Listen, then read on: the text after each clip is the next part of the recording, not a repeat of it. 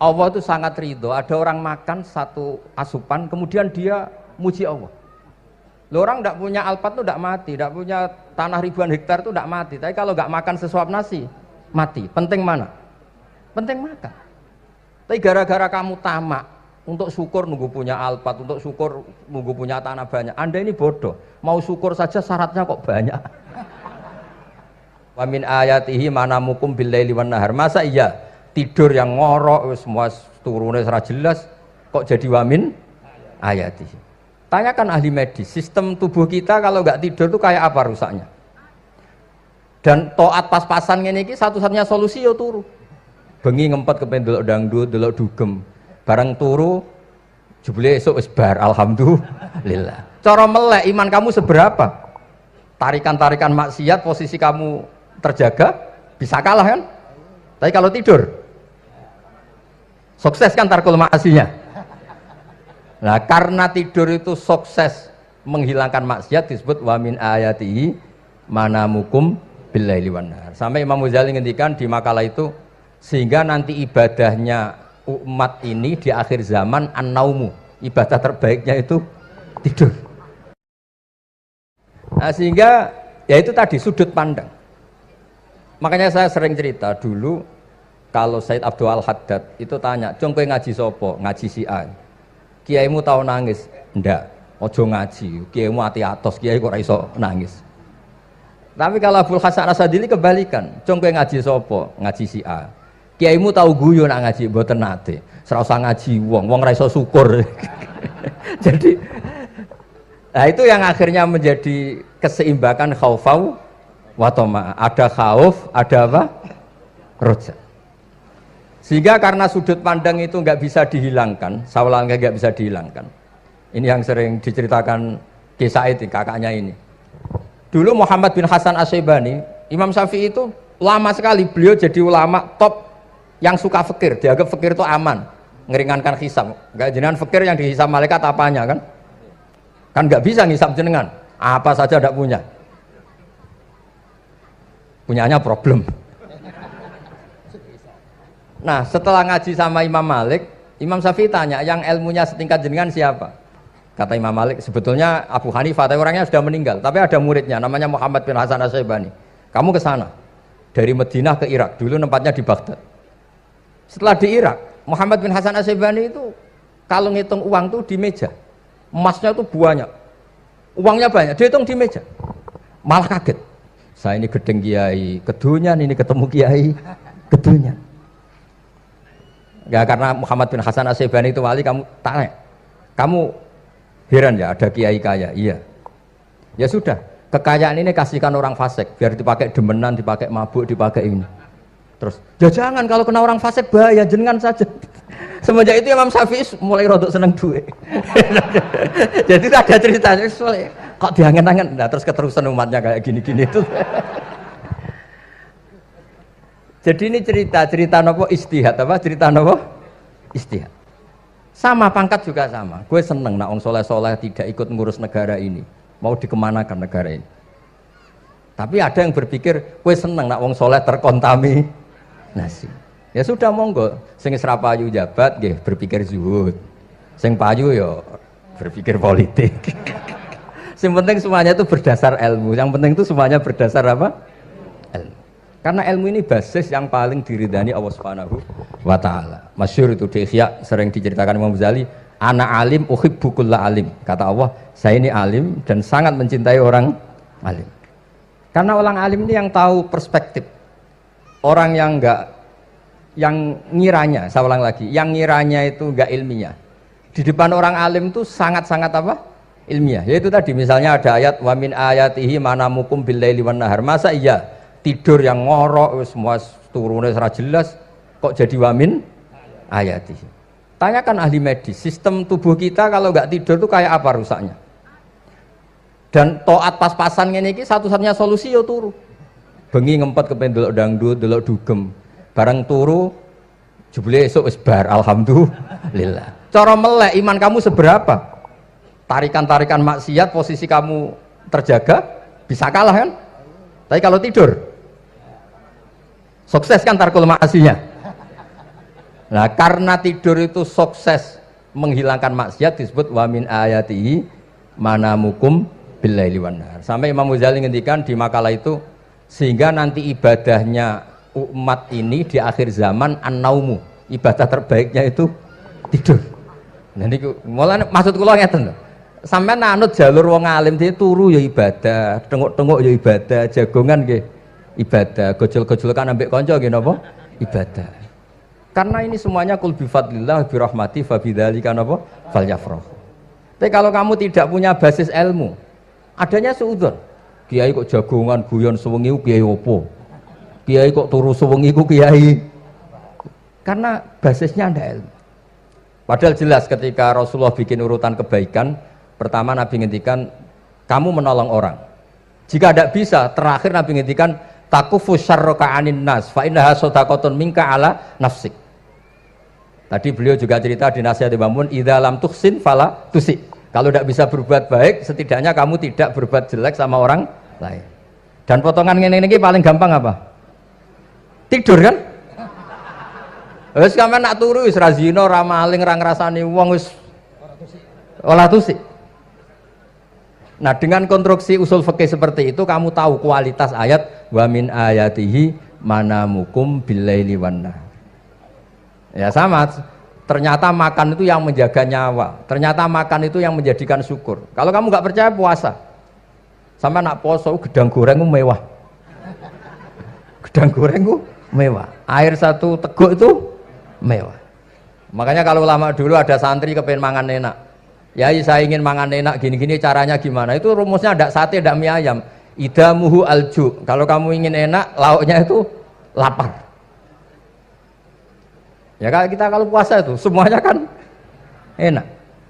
Nah itu lagi-lagi basisnya itu ilmu. Nah sekarang banyak orang yang sudah tidak peduli dengan ilmu, kayak ijazah dilakoni kan. Jadi kayak wiridan la ilaha illallah itu sebetulnya harus dibarengi dengan ilmu. Ini yang terakhir supaya nggak lama-lama. La ilaha illallah itu basisnya ilmu. Surga yang begitu mewah itu dibikin juga bagi yang melafadzkan la ilaha illallah. Neraka yang begitu ekstrim, sampai kalau benda dijatuhkan dari atas ke neraka, itu sampai bawah nunggu 70 tahun. Bisa kamu bayangkan kalau kamu di dalam naiknya susah itu. Ini dijatuhkan ke neraka itu sampai bawah nunggu berapa? 70 tahun. Loh, neraka sebegitu ekstrim itu dibikin untuk yang menolak la ilaha illallah. Berarti kalimat ini kalimat spesial. Kalimat yang neraka dibikin ya atas nama itu yang menolak, surga dibikin juga atas nama itu yang menerima. Itu satu saktinya la ilaha illallah. Sakti kedua, orang kafir 70 tahun ngelafatkan la ilaha illallah sekali langsung dihukumi mukmin. Yughfar lahum ma qad salah. Kullil ladzina kafaru iyantahu yughfar lahum ma qad salah. Orang yang melafadzkan la ilaha illallah Muhammadur Rasulullah itu dosa 70 tahun kafir itu hilang semua. Tapi gara-gara ada ilmu terus diumumkan tahlil dening Kiai Haji Niam mesti sing nguri wah sawi iku mesti. Padahal kalau kamu tahu ilmunya tadi ini kalimat yang luar biasa. Kalimat yang bisa melebur dosa. Bahkan dalam mazhab Sadiliyah itu unik. Kalau kamu wiridan la ilaha illallah itu jangan istighfar dulu, istighfarnya belakangan. Alasannya Abdul Hasan As-Sadili itu fa'lam annahu la ilaha illallah wastaghfir li dzambik li hadil kalimah. Orang kafir 70 tahun, dia istighfar 100 kali enggak akan dimaafkan Allah. Tapi ngelafatkan la ilaha illallah langsung dimaafkan. Jadi orang bisa dimaafkan tuh barokahnya la ilaha illallah.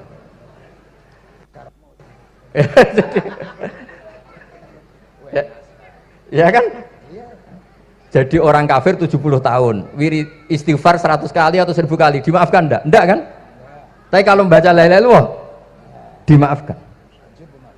Jadi istighfar tuh ngefek positif itu kalau dibarengi la ilaha illallah. Makanya wastaghfir li dzambika bihadil kalimah cara Abdul Hasan.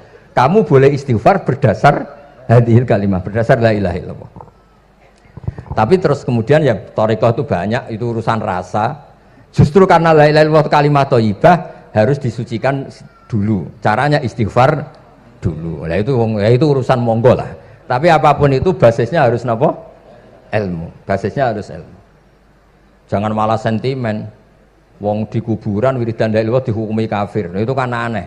Wong kalimat ini yang kafir saja menjadi muslim, sekarang yang muslim menjadi kafir. Itu paham kok seaneh itu gitu kan.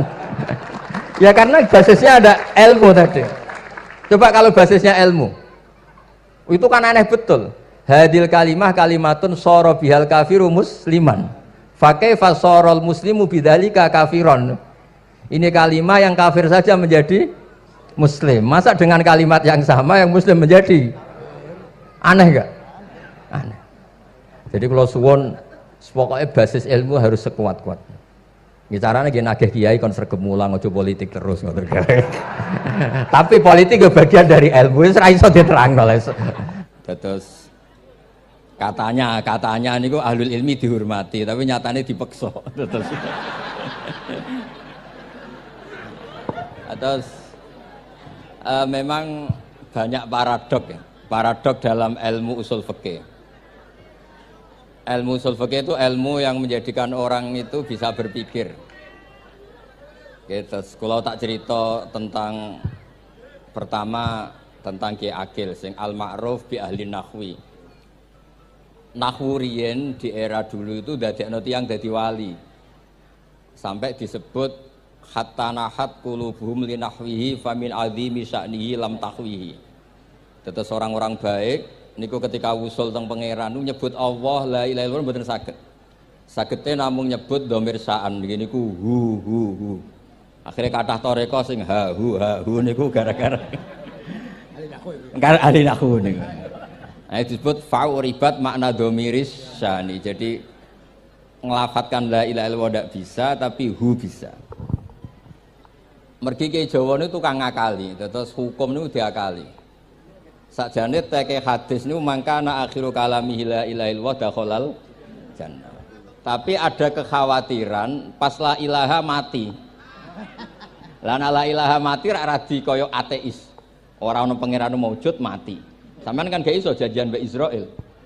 Kan mboten saged weanan, mboten saged kong kali kong.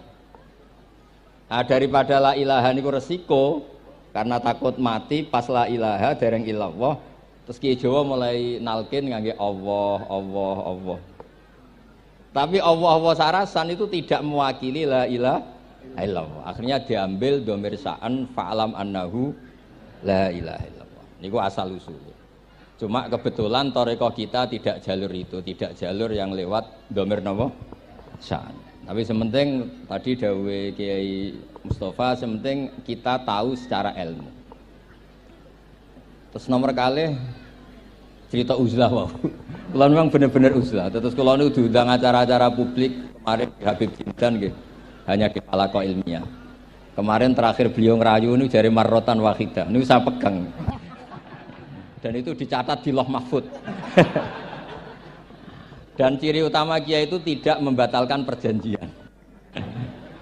Jenengan jauh marrotan wahidah pas nih. Ben gelem. Terus ngeten kula cerita sithik tentang ilmu yang sering kula utarakan. Di antara kitab yang dipakai guru-guru kita sing dilanggengi Mbah Mun Maus niku kitab Ihya. Kula dari sekian cerita Ihya yang paling kula kenang niku bahwa ternyata Allah itu andaikan boleh dibahasakan niku cara berpikir itu dalam bahasa tafsir disebut tanazul. Tanazul niku wong ben kaya orang kebanyakan. Saya ulang lagi supaya orang itu kayak orang nopo kebanyakan. Ada dua ahli neraka yang dipanggil, yang satu ditakoi, "Cung ning neraka piye rasane?" "Syarru makan, mboten enak Gusti." Terus mbek pangeran diken balik, "Ya wis kono cung mlayu balik neh ning neraka." Niku tiange lari kencang, sekencang-kencangnya. Semangate sumeneng ambek kon balik ning neraka. Ditakoki mbek pangeran, "Lho cung kon mara neraka kok seneng?" Kula nu pun kapok Gusti, kula nu nyesal ketika di dunia nak jenengan utus niku lelat-lelet. Niki kula tobat dengan bukti dikan jenengan teng neraka kula mlayu. Lha nu pangeran akhire haru wong kok semangate mlebu neraka kaya ngono. Mergo diperintah pangeran. Nggih, dados niki ijazah jenengan akan mlebu neraka jenengan sing semangat nggih. Karena zaman ning donya sering diperintah Allah mboten napa? Semangat. Nah niku kemungkinane dibarno. Kemungkinannya dipanggil.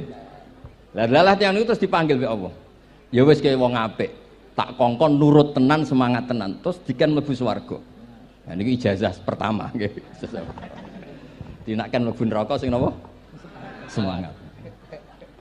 Sing kedua niku dipanggil niku plengakan lelat-lelet. Kados kula diutus Gus Mus niki nelpon. Nelpon kula mboten purun akhire ning Bika jare matur Gus Subak. Turuti ya, aku diamuk Bika jare Bapak. Dados niki melibatkan sekian pihak untuk memaksa saya datang ke mriki. Aduh, repot wong kempek niku. Repot nyen repot. Mugi-mugi di sepuro ngoten. Yang kedua niku diken mlebu neraka malih ku lelat-lelet, ndelok pangeran mboten semangat. Ditakoki mek pangeran. Kenapa kamu tidak semangat? Saya itu tidak pernah ngira jenengan yang baik sudah masukkan saya ke surga, kemudian jenengan nyuruh lagi saya ke neraka. Saya tidak pernah mengira engkau itu seperti itu. Terus Allah nggih, ana indadzoni abdibi.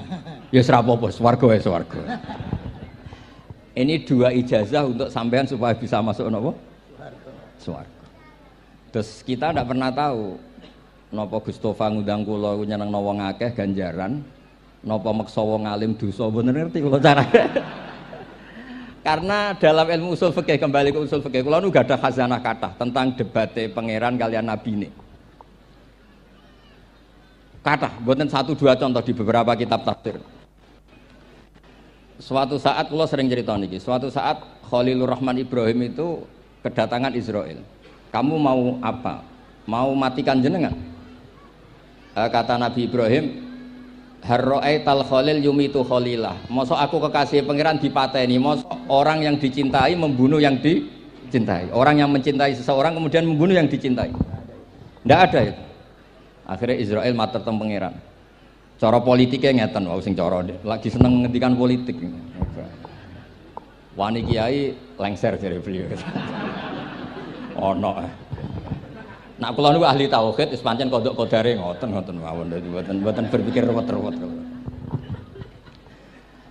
Terus Israel kan mboten biasa logika, kan malaikat itu SOP kan, mboten biasa logika.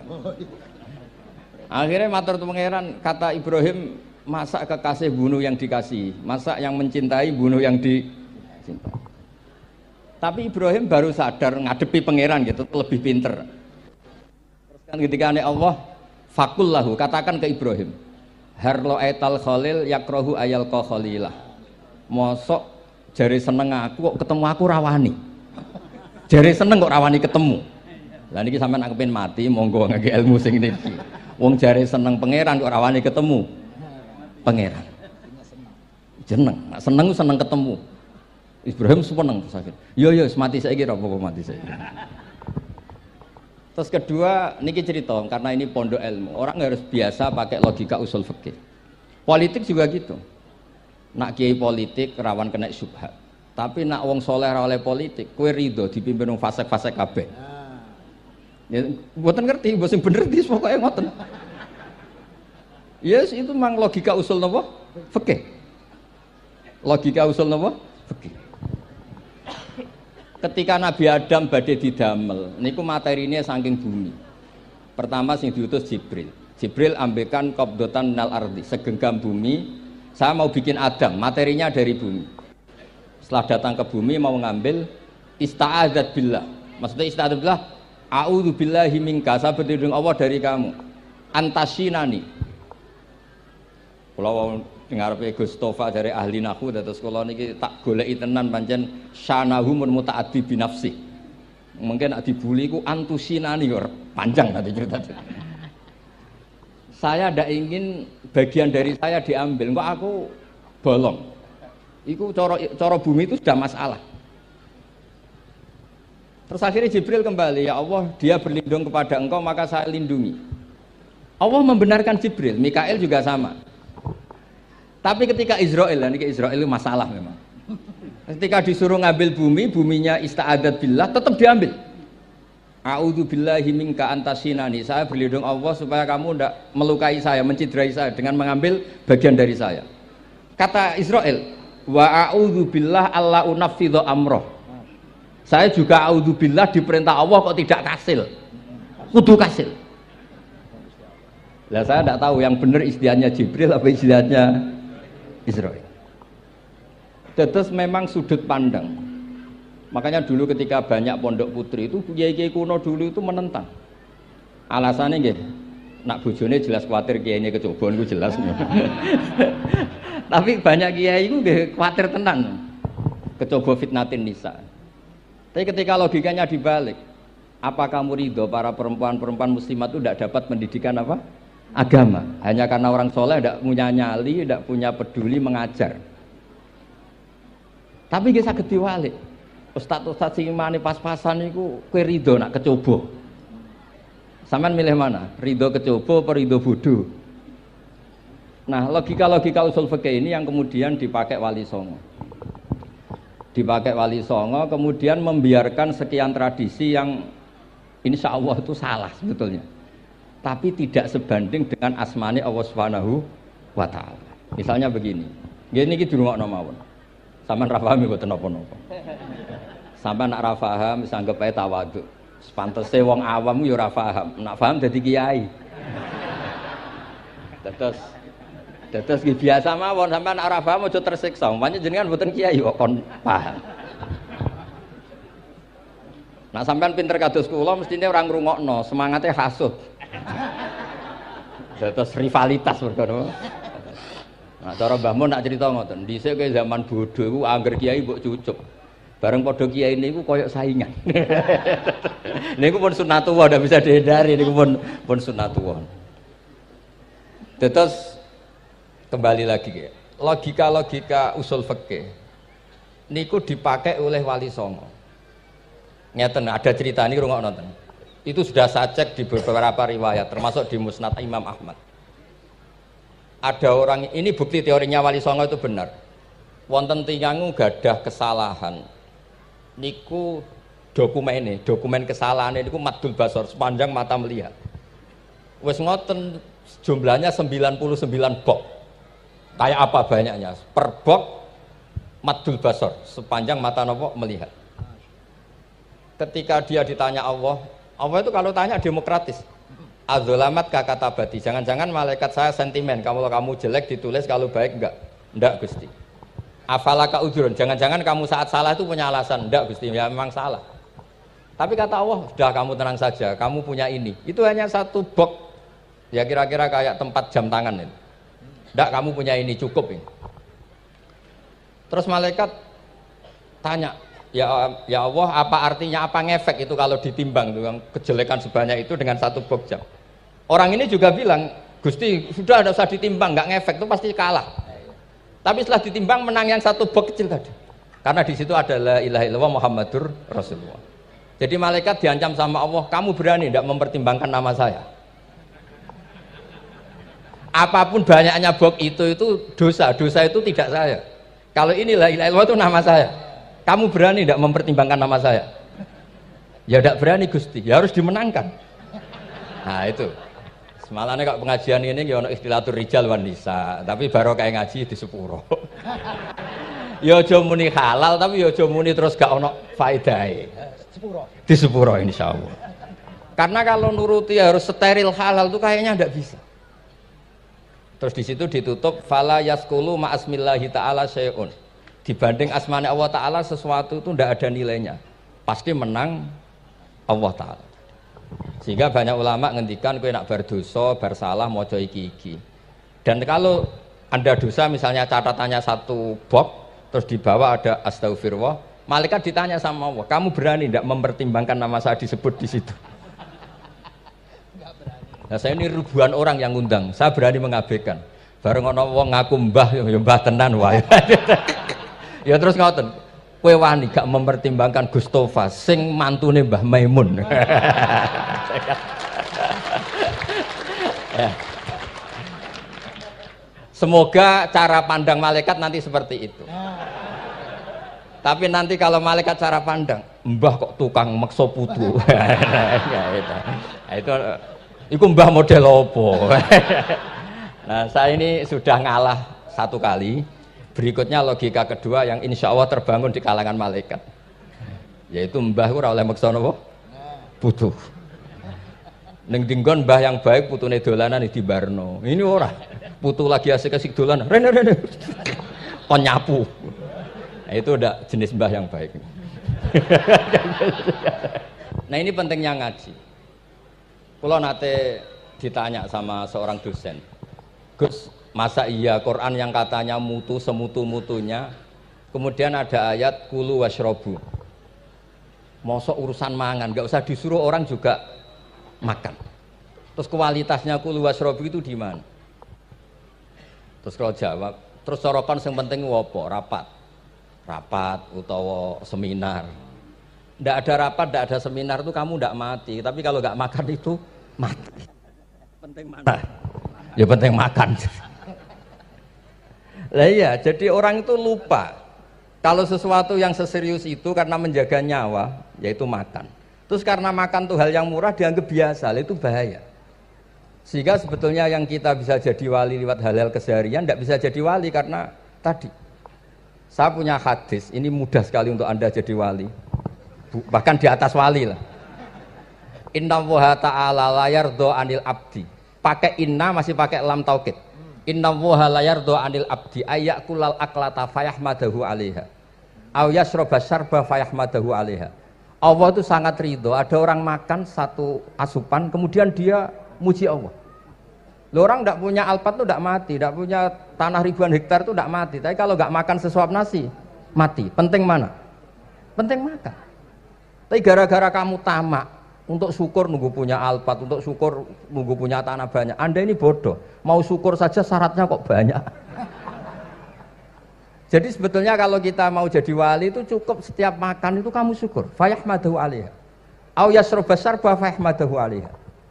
Makanya wali-wali dulu kalau didik raja yang sedang berkuasa itu ditanya, kamu raja besar, punya pengaruh besar, andaikan kamu di padang pasir dan kemudian Anda tidak mendapatkan air sama sekali, apakah kamu menggantikan kerajaan kamu demi beli satu seteguk air? Iya, akan saya beli karena saya kalau tidak minum mati. La tafroh bimulkin la yusawi jar'atamain. Kamu jangan bangga dengan sistem kekuasaan yang tidak senilai dengan seteguk air.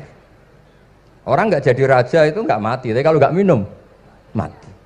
Terus akhirnya dosen itu tahu, wah berarti kulu wasrobu itu luar biasa, Gus. Ya, sangat luar biasa. Makan dan minum itu luar biasa. Makanya terus adat kiai mertamu mangan. Kalau tadi baru datang kon mangan, di sini ya ada mangan. Ya saya anggap aja itu proses jadi wali, ngoten mawon. Jadi segampang itu jadi wali. Nah kemudian gara-gara torekoh terus jadi wali ku repot kon maca 10.000 wiridan kon opo. Kesuwen nih cara-cara kesuwen. Karena ini partai gak torekoh tadi. Dulu abahnya Mbah Maimun Mbah Zubair itu kalau disuruh wiridan lama-lama itu nggak mau. Sementing diridani pangeran, maca kok akeh-akeh. Nah, itu partainya partai ahlul ilmi. Ya partainya partai ahlul apa? Nah kemudian karena saya ini nekuni tafsir ya, itu saya kepengen ya, menggerakkan supaya ilmu Quran itu menarik. Caranya apa? Cari sisi ekstrimnya. Kalau bolak-balik, kenapa sih orang nggak janggal? Nggak janggal itu udah iskal. Quran itu kan kalamu Allah. Salah lagi Quran itu kalamu Allah. Masa iya Allah yang Tuhan kemudian ngendikan iya kana budu wa iya kanas tai. Kepadamu aku menyembah. Masa Allah ngendikan gitu pada kekasihnya Nabi Muhammad? Padahal Allah itu al-ma'bud bukan abid. Allah yang disembah bukan yang menyembah. Semua ahli tafsir, saya bukan bilang sebagian, semua ahli tafsir pasti ngendikan begini. Wa yuqaddaru qabla qaulihi ta'ala iyyaka na'budu qulu. Sebelum iyyaka na'budu itu ada kata yang disimpan yaitu qulu. Jadi iyyaka na'budu itu betul ngendikannya Allah, cuma sudah dikasihkan Jibril kepada umatnya Rasulullah. Jadi Jibril bilang gini ke Rasulullah Muhammad kul iyyaka na'budu. Kemudian Nabi juga bilang ke umatnya qulu iyyaka na'budu. Jadi ini kalam Allah yang sudah milik kita. Nah berhubung milik kita, kita sah mengatakan iyyaka na'budu. Karena kalau tidak janggal, masa iya Allah berdoa ihdinas siratal mustaqim, tunjukkan kami jalan yang benar. Lah kalau ihdinas siratal mustaqim kalam Allah berarti kan Allah yang berdoa. Nah, sehingga semua tafsir bilang sama, wa yuqaddaru qabla qauli ihdinas siratal mustaqim qulu. Nah, terus ada mufassir lain bilang jangan mulai iyyaka na'budu ya semuanya, mulai bismillah qulu bismillahirrahmanirrahim. Masa iya Allah sendiri yang bilang bismillahirrahmanirrahim? Nah, dengan tafsir seperti ini terus kita akhirnya lagi-lagi kembali ke usul fikih, kembali ke balaghah, kembali ke nahwu. Kalau enggak, ya Anda akan menafsiri Quran pakai logika Anda sendiri. Sampai ada mungkirus sunnah. Pokoknya sementing kembali ke Quran. Orang roh Quran itu kayak apa? Saya kemarin ngaji di Sedan di daerah saya bilang, Sayyidina Umar itu Islam sebelum minta hidayat. Khalid bin Walid ya Islam sebelumnya ya tidak minta hidayat. Lah itu kan janggal, padahal katanya Quran itu hudal lil muttaqin, petunjuk bagi mereka yang takwa. Padahal tidak ada sabkut takwa untuk Umar. Umar tidak pernah takwa, tapi nyatanya Islam. Bahkan dia masuk ke rumahnya Zaid bin Arqam itu mau bunuh Nabi, mau nyari Nabi, bukan mau Islam. Tapi ketika dengar iparnya membaca Toha ma anzalna alikal Qur'ana litasqa, kemudian dia masuk Islam. Lalu gimana tentang hudal lil muttaqin, petunjuk bagi mereka yang takwa? Banyak ulama yang mengatakan lil muttaqin itu balaghahnya lil iktifa, lil muttaqina wa ghairihim. Jadi Quran itu petunjuk bagi yang takwa dan yang tidak takwa. Dan itu di bahasa Arab sah. Di bahasa Arab sah. Misalnya gini ya, kalau sampean punya ponakan dolan, cong-cong nang mangan. Ya maksudnya ya mangan mbek ngombe, mangan tok seretan mati kan. Itu kan satu paket. Saro bila taqikumul harra wal barda. Pakaian yang melindungi dari panas, di situ nggak disebut wal barda, tapi artinya juga wal barda. Karena kalau tidak diartikan lil iktifa, nanti Quran itu memberi petunjuk bagi yang sudah muttaqin, corong doang nguyai segoro, wis takwa kok. Nah ini kita butuh ahli tafsir yang al-usuli. Karena itu yang menjadikan Quran punya kualitas lagi. Seolah lagi punya kualitas lagi. Kalau ndak, Quran tuh kayak biasa-biasa saja, kayak tadi kulu wasrobu kayak dan seterusnya dan seterusnya. Jadi kalau suwun barokahnya hormat sama orang alim kados Ki Akil, Ki Siras dan tenaga keluarga mriki. Orang menghidupkan logika ilmu lagi. Jadi kalau seneng lah nak dilam Gusmus ahli ilmu mboten krana niat fakir mboten. Biar sampean ngerti lah kalau ngadepi ahlul ilmi itu pun mboten level. Ahlul ilmi itu kalau punya logika itu tidak bisa dibantah. Saya beri contoh sekian contoh yang nyata yang diajarkan Rasulullah SAW. Nabi itu pernah mau dipermalukan orang karena Nabi ngendikan la adwa wala tiarata, tidak ada penyakit menular. Terus ada orang iseng kok onta yang kena kudisen itu dijejerkan yang waras ikut kena kudisen. Terus orang ini tanya, ya Rasulullah ini tadi sehat, tapi kena onta yang kudisen ikut kudisen. Nabi tanya lagi, faman a'dal awal, yang kudisen pertama ketularan siapa? Wah itu dari Allah ya, maksud saya seperti itu. Lantas kalau suwun lah ngaji usul fikih yang serius, karena itu menjadikan kita bermartabat. Kulo niku sering lepas jenazah tangga-tangga kulo, nggih penggene delok TV, nak bengi nggih ngelamun, ngayal sugih, kadang yo ngapalo tikus sing liwat dhuwure, saking ora ana penggawean ya. Tapi kulo nang lepas jenazah ini orang baik. Sampai bojone protes, "Hape opo lek Gus angger bengi iku mau ngelamun, ngitung tikus liwat, ngitung apa itu." Terus kulo matur, ngitunge aja ngono, ngitunge tarokal ma'asiyah. Wong ning omah itu artinya tidak dugem, tidak melakoni maksiat. Itulah yang menjadikan usul fikih itu ilmu yang sangat terhormat. Coba kalau Anda jadi pakar usul fikih kayak saya, mengkaji betul usul fikih. Orang tidur semalaman jangan bahasakan tarokat tahajud, wa tarokal witro, wa taroka qiyamal lail. Tapi bahasakan taroka zina, wa tarokal ghibah, wa taroka kada wa kada minal ma'asi. Keren boten? Keren. Kalau kamu udah ahli usul fikih maka kiai kok amen turu. Kiai kok guyon suwengi. Lu kiai guyon suwengi itu melawan, kiai itu ustaz juga manusia, karena bengi iku ya kepen nonton. Tapi kan mboten pantes. Akhirnya korbane santri ini dijak guyon gak jelas. Lah apel ning rondo ya ora pantes. Ngelawan nafsu iku berat, carane ya dilalek-lalekno guyon iku.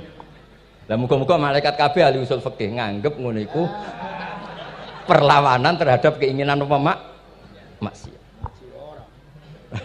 Malaikat ngaji ora. Makanya itu disebut di kitab usul fikih Tanghubul Usul itu izma min mubahin illa wa yatahaqqaqu bihi tarku haramim ma. Fa yalzamu minas sukun tarkul qatli wa minas sukut tarkul ghibah. Tidak ada sesuatu yang mubah kecuali saat Anda lakukan, saat itu juga Anda meninggalkan keharaman. Maka sebetulnya mubah ini punya nilai yang luar biasa, yaitu tarkul haram atau tarkul ma'asi. Jadi sawangane sampean nang omah kukar-kukur, mlebu metu, kukar-kukur meneh, mlebu metu, bariku turu angop, ngorok. Nah, semoga malaikat ini al-usuli sehingga ngitung itu hadza tarokal ma'asiya kullaha. Hebat. Ini orang yang tinggal napa? Maksiat. Tapi nak malaikat itu jenis rada ekstrim. Alumni kempek suwengi ra tahajud ora witir ku alumni opo? Mulane kalau niku ngaji usul fikih terus supaya diperdengarkan ke malaikat. Supaya teorinya pakai usul napa? Fikih. Jadi kalau melihat kita melakukan mubah niku dihitung tarkul napa? Ma'as. Jadi ada terus orang-orang kafir itu cara berpikir aja alal alihata ilaha wahida inna hadza lasyai'un ujab. Muhammad ya tentu mereka masih jangkar. Muhammad problem kita ini banyak. Kalau Tuhannya satu tidak cukup.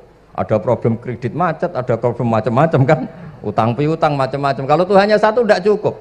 Kita butuh Tuhan banyak karena problem kita banyak. Lalu Nabi mengajarkan mereka apa logika yang dibangun. Kalau kamu jadi buruh, kemudian majikan kamu banyak, semuanya merintahkan kamu bingung enggak? Ya bingung. Tuhan kamu itu majikan kamu, kalau banyak-banyak perintah semua kamu yang bingung. Ya sudah mat Tuhannya satu saja. Itu disebut dorobawa masalah rojulan fihi syuraka umutasakisuna warojulan salamal lirrojul.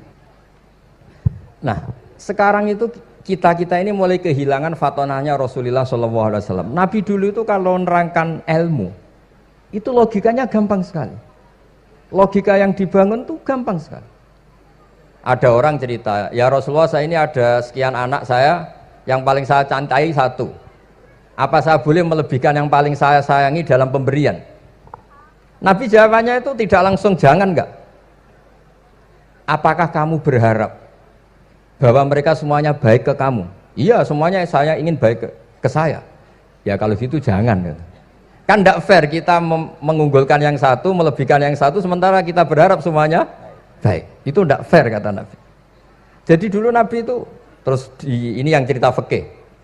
Dulu Ahlul Madinah itu mangga itu masih pentil sudah dijual. Pentil dijual harganya 2 juta. Masa iya pentil harganya 2 juta? Karena dengan asumsi sudah jadi mangga.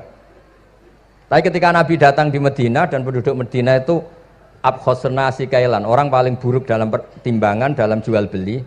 Nabi cara ngendikan itu unik. Aro'aitum lau anna waha yamna'us samra fabima yastakhillu ahadukum mala akhi. Kalau pentil ini ternyata kena angin terus kemudian tidak jadi buah, lalu kamu nerima uang 2 juta itu atas nama apa? Atas nama beli pelem, nyatanya belum jadi mangga. Mosok kalau pentil seharga 2 juta. Semenjak itu terus Ahlul Madinah sadar kalau jual buah itu nunggu ba'da butuwi solahiyah, setelah samroh ini berbentuk. Tapi Nabi tetap ngendikannya pakai logika. Nah sekarang banyak kiai yang sidik-sidik neraka. Sebenarnya Nabi itu ngajari logika. Ada pemuda dia itu hipersek, mau masuk Islam tapi tetap boleh bebas. Saya ini ingin Islam tapi jangan larang seks bebas. Wah itu sahabat semuanya melarang ketemu Nabi karena ini ngawur betul, masa pamit Islam kok. Tapi setelah gaduh, Nabi tanya, kenapa gaduh? Ada pemuda mau masuk Islam tapi yasta'izinu fi zina, dia minta izin supaya tetap boleh zina. Kata Nabi, suruh saya ke sini. Setelah datang di depan Rasulullah, logika yang dibangun Nabi itu luar biasa. Atuhibbuhu li bintik. Kamu suka punya anak putri kemudian jadi demenannya orang laki-laki hidung belang. Ya enggak, saya bunuh orang itu. Andaikan itu ke ibu kamu, saya bunuh orang itu. Atuhibbuhu li bintik, atuhibbuhu li ummik, atuhibbuhu li ukhtik, atuhibbuhu li kholatik. Kamu suka punya anak putri yang jadi demenannya orang? Ya tidak suka ya Rasulullah. Kamu suka kalau punya ibu didemeni orang banyak? Ya tidak suka Nabi. Sampai otaknya itu yastakbihu zina. Sehingga otaknya itu, wah zina itu buruk betul. Akhirnya ya Rasulullah sudah saya mau se-Islam tanpa zina-zina. Karena logika yang dibangun Nabi itu luar biasa. Nabi pertama mengingatkan atuhibbuhu li bintik, atuhibbuhu li ummik, atuhibbuhu li ukhtik, atuhibbuhu li kholatik. Sampai dia ini nggak bisa apa-apa. Sudah Nabi sudah. Jadi logika ini yang harus kita waris. Lagi-lagi kembali yang bisa waris itu ahlul ilm. Sama itu kan kayak diskusinya Nabi Yahya dan Nabi Isa. Nabi Yahya itu suka berkawan orang-orang soleh. Setiap berkunjung di mana itu nyari yang orang-orang soleh. Ditanya kenapa kamu berkawan orang soleh? Ya berkawan orang soleh itu asik. Tapi kalau Nabi Isa enggak. Kalau ada desa-desa yang masih hitam, masih merah itu dikunjungi, kemudian dibina. Ditanya sama Nabi Yahya, lima anda tanzilu ala syirarin nas, kok kamu kumpul orang-orang yang kayak gitu? Jawabnya beliau, innama ana tabibun udawil mardo. Di mana-mana Nabi itu ya dokter, di mana-mana dokter nyembuhkan yang sakit. Jadi dulu logika kebalikan itu dibangun, sehingga dulu ulama khilaf itu ikhtilaful a'immah apa? Rahmah. Masyhur itu. Saya sering cerita dan itu ada di kitab Khilyatul Auliya. Nabi Yahya itu lebih ceria. Nabi Isa itu agak sering cemburut. Atau kebalikannya, pokoknya yang satu tuh mali aro ka'abisan. Ka'annaka taqnatu mir rahmatillah. Kamu kok sering cemburut, seakan-akan rahmat Allah itu terbatas. Wong kok ra iso syukur. Yang satu enggak jelek, mali aro ka dhahikan ka'annaka ta'manu mim makrillah. Kowe kok guya-guyu, kok is bebas kok neraka wae gitu. Saya akan cerita sedikit tentang tradisi hujjah. Dulu ulama itu kelihatannya sederhana, tapi kalau berargumentasi itu hebat. Tadi Gus Zofur menyebut kitab Mbah Hasyim itu mengharamkan kentong. Beliau masyhur itu punya kitab namanya Al-Jasus an Tahrimin Nakus. Intinya kentong itu haram. Secara dalil ini meyakinkan sekali karena ketika Rasulullah rembukan sama sahabat, kita dengan apa memaklumatkan orang kalau waktu sholat masuk? Ada sahabat yang usul pakai kentong, dzaka lin nasoro itu Nasrani. Ya pakai buk itu semacam trompet besar, dzaka lil Yahud. Kemudian ada yang usul kalau gitu api ya Rasulullah, dzaka lil Majus. Sehingga dari hadis itu Mbah Hasyim berpikir kentong itu haram. Tapi Mbah Fakih Mas Kumambang itu mengkritik Mbah Hasyim dengan ngarang kitab Hazur Ru'us an Tahrimin Nakus. Jadi beliau ngomentari kitab itu sambil geleng-geleng kepala. Kitab kok keliru nganti ngono itu. Jadi cara pikirannya siapa Ki Fakih. Kentong di Indonesia itu kanggo wedhus dicolong gitu. Pos kampling gitu. Kalau ada banjiran ya kentong, ada maling ya kentong. Jadi enggak ada persamaan sama sekali dengan kentong yang milik orang apa? Nasrani. Sehingga di pondok saya itu ada kentong tapi jelek sekali. Karena itu satu-satunya cara supaya beda dengan kentong yang di gereja. Kalau elek kan mirip kentong di pos kampling. Itu ya agak-agak ilmiah sedikit. Dulu ceritanya Gus Zofur itu saya teruskan. Itu singkat cerita, itu kalau yang di kejadian di Termas itu Mbah Dimyati sudah nyuruh semua kentong disembunyikan karena mau ada Mbah Hasyim. Cerita itu mukarrar di Kiai Fakih sama di Kiai Dimyati Termas. Setelah kentong dikumpulkan semua, Mbah Hasyim datang, senang, ngiranya Syekh Dimyati ini sependapat dengan beliau, yaitu sama-sama enggak ada kentong. Tapi setelah itu ada santri yang matur, Mbah Dim pun beres kentong pun kula delikno sedanten. Itu di depan Mbah Hasyim. Jadi GR-nya Mbah Hasyim bahwa Mbah Dim itu sependapat akhirnya hilang. Ternyata ini akal-akalan toh gitu. Karena santrinya matur, Mbah Dim pun beres sedanten kentong beduk sudah disingkirkan. Itu di depan Mbah Hasyim. Saking lugunya santri, nah saking ikhlasnya agak ngerti mahallus syahid ini adalah Mbah Hasyim. Saya mau meneruskan cerita Gus Zofur. Dulu, ini cerita dulu. Dulu Mbah Mun ngaji di Lirboyo, tapi Kiai Makhrus ngaji sama Kiai Khalil Harun. Kiai Khalil Harun itu adik juga sekaligus muridnya Mbah Umar Harun. Mbah Umar Harun itu generasi kedua setelah Mbah Ghazali. Beliau menantunya Mbah Ghazali, tapi ya sudah ponaan. Sehingga tradisi ini penting karena saya berkali-kali bilang di mana-mana. Status orang tua dan mbah itu adalah terserah anak cucunya. Bukan terserah mbahnya, tapi terserah anak cucunya. Saya tidak akan bosan mengingatkan ini. Saya pernah di makamnya Nabi Yakub, itu ya dikemuli bendera Israel. Di makamnya Nabi Dawud. Nabi Ibrahim juga dekat sinagog. Sehingga Quran membela Nabi Ibrahim disebut maka anak Ibrahimu Yahudi wala Nasrani. Karena ketika beliau berposisi di Israel, kemudian penguasanya adalah Yahudi, bisa saja makam ini ditulisi dan distatuskan ala Yahudi. Ya seperti Nabi Yakub. Nabi Yakub itu nabi yang kita yakin tentu berkeyakinan beliau orang baik, orang muslim, orang mukmin. Tapi karena di desain mereka ya dikemuli bendera Israel dan disebut Abul Yahud. Karena kita tahu nama lain dari anaknya Nabi Yakub adalah Yahuda bin Yakub bin Ishak bin Ibrahim. Sehingga perasaannya orang Yahudi menjadi Yahudi itu yang ngikuti mbah-mbahnya. Nah khawatir saya ketika buyut-buyut kita kaya, buyut saya itu orang kaya dulu, namanya Badur Rahman. Itu kaya sekali, tanahnya banyak. Dulu cerita Mbah Hashim ya kaya sekali, Mbah Maksum juga kaya, Mbah Abdul Aziz juga kaya. Karena dulu itu inginnya kiai itu yo ketok sugih lah, gak ngel-ngelo santri.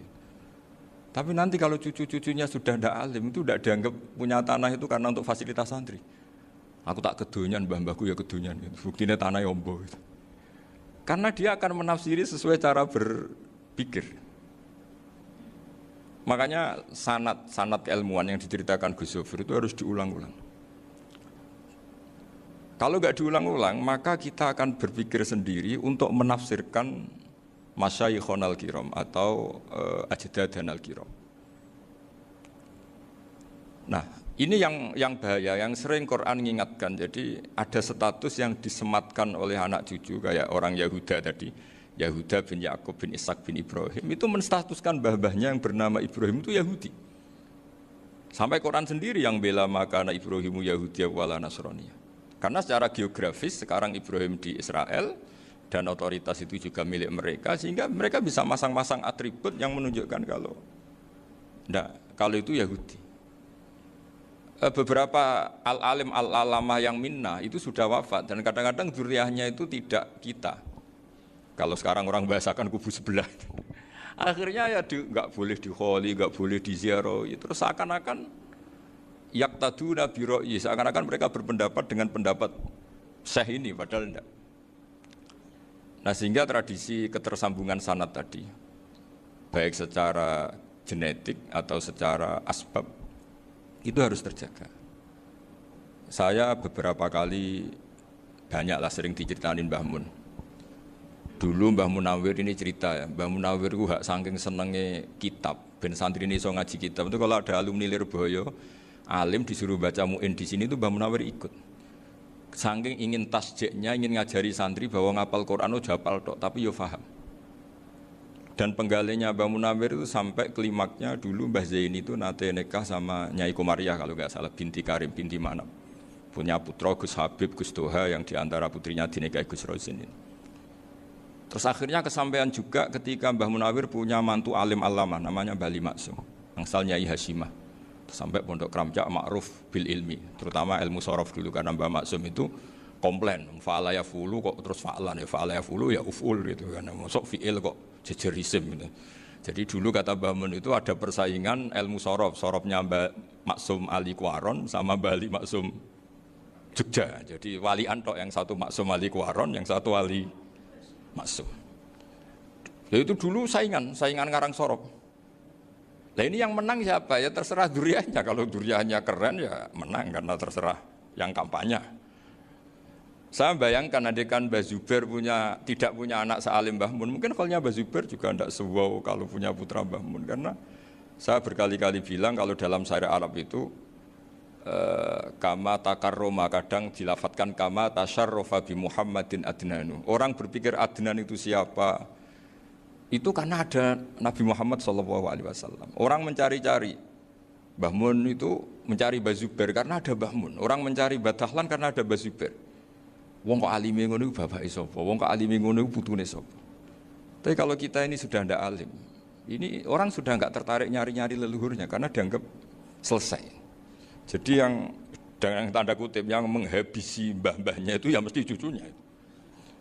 Ini mbok ngamuk, mbok peringatan, tapi ini juga peringatan pada diri saya sendiri. Jadi sehingga zuriyah ini penting. Kenapa para nabi mesti donga zuriyatan thayyibah? Kenapa selalu berpikir tentang zuriyah? Wa ja'alaha kalimatam baqiyatan fi aqibi. Karena zuriyah ini yang nanti bisa menstatuskan leluhurnya. Seperti tadi cerita Mas Maftuh ini, tak puji betul, saya hari ini tidak ingin gejlok supaya kewalian saya tidak tergerus oleh kedoliman. Saya pernah diceritain Gus Zofur, juga sering baca buku tentang Mbah Maksum. Dulu Mbah Maksum kalau wasiat kembali ya gitu. Kamu harus NU dan harus mempertahankan NU, tapi tidak dengan cara membenci Muhammadiyah. Dulu Mbah Mun juga sering cerita, dulu Mbah Hashim tuh ngaji Syekh Mahfud. Nah, Mbah Ahmad Dahlan dulu namanya Darwis sering ngaji sama Syekh Khotib Minangkabau. Zaman itu Syekh Khotib sudah modern, sudah ikut gerakan Abdu, gerakan Al-Manar. Sehingga bawaannya Mbah Ahmad Dahlan ini agak agresif. Yang Mbah Hashim karena hanya mulazim di Syekh Mahfud, hanya sesekali ngaji Syekh Khotib, beliau lebih seperti itu.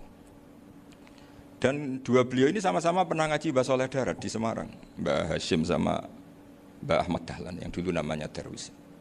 Jadi ini masih min minuskatin wahidah mimam bain wahid. Sehingga kita tidak kaget ketika Mbah Ali Maksum mengomentari Muhammadiyah itu masih ahli sunnah wal jamaah. Makanya nanti terakhir saya baca kitabnya Mbah Ali dan sering saya pelajari. Andai kan kita ini sepakat dengan ilmu, ya kita tahulah.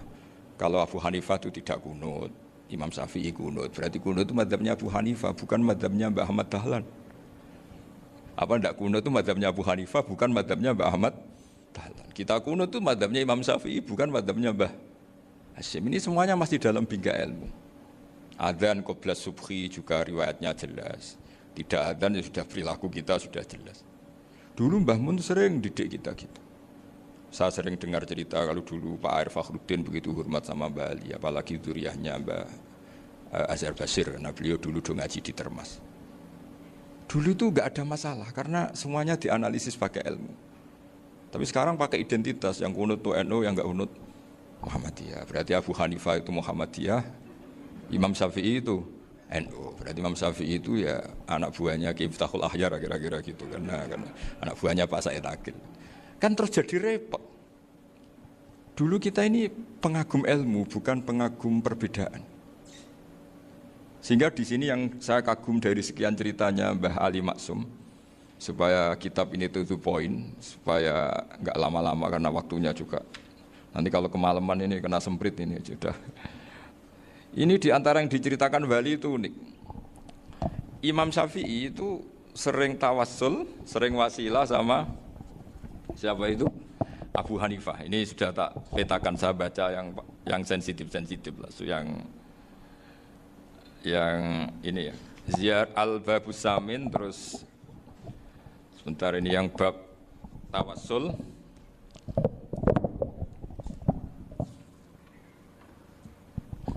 Ini di sini halaman 90, mungkin santri-santri kerap ya bisa ngecek lagi di kitab Hujjatul Ahli Sunnah.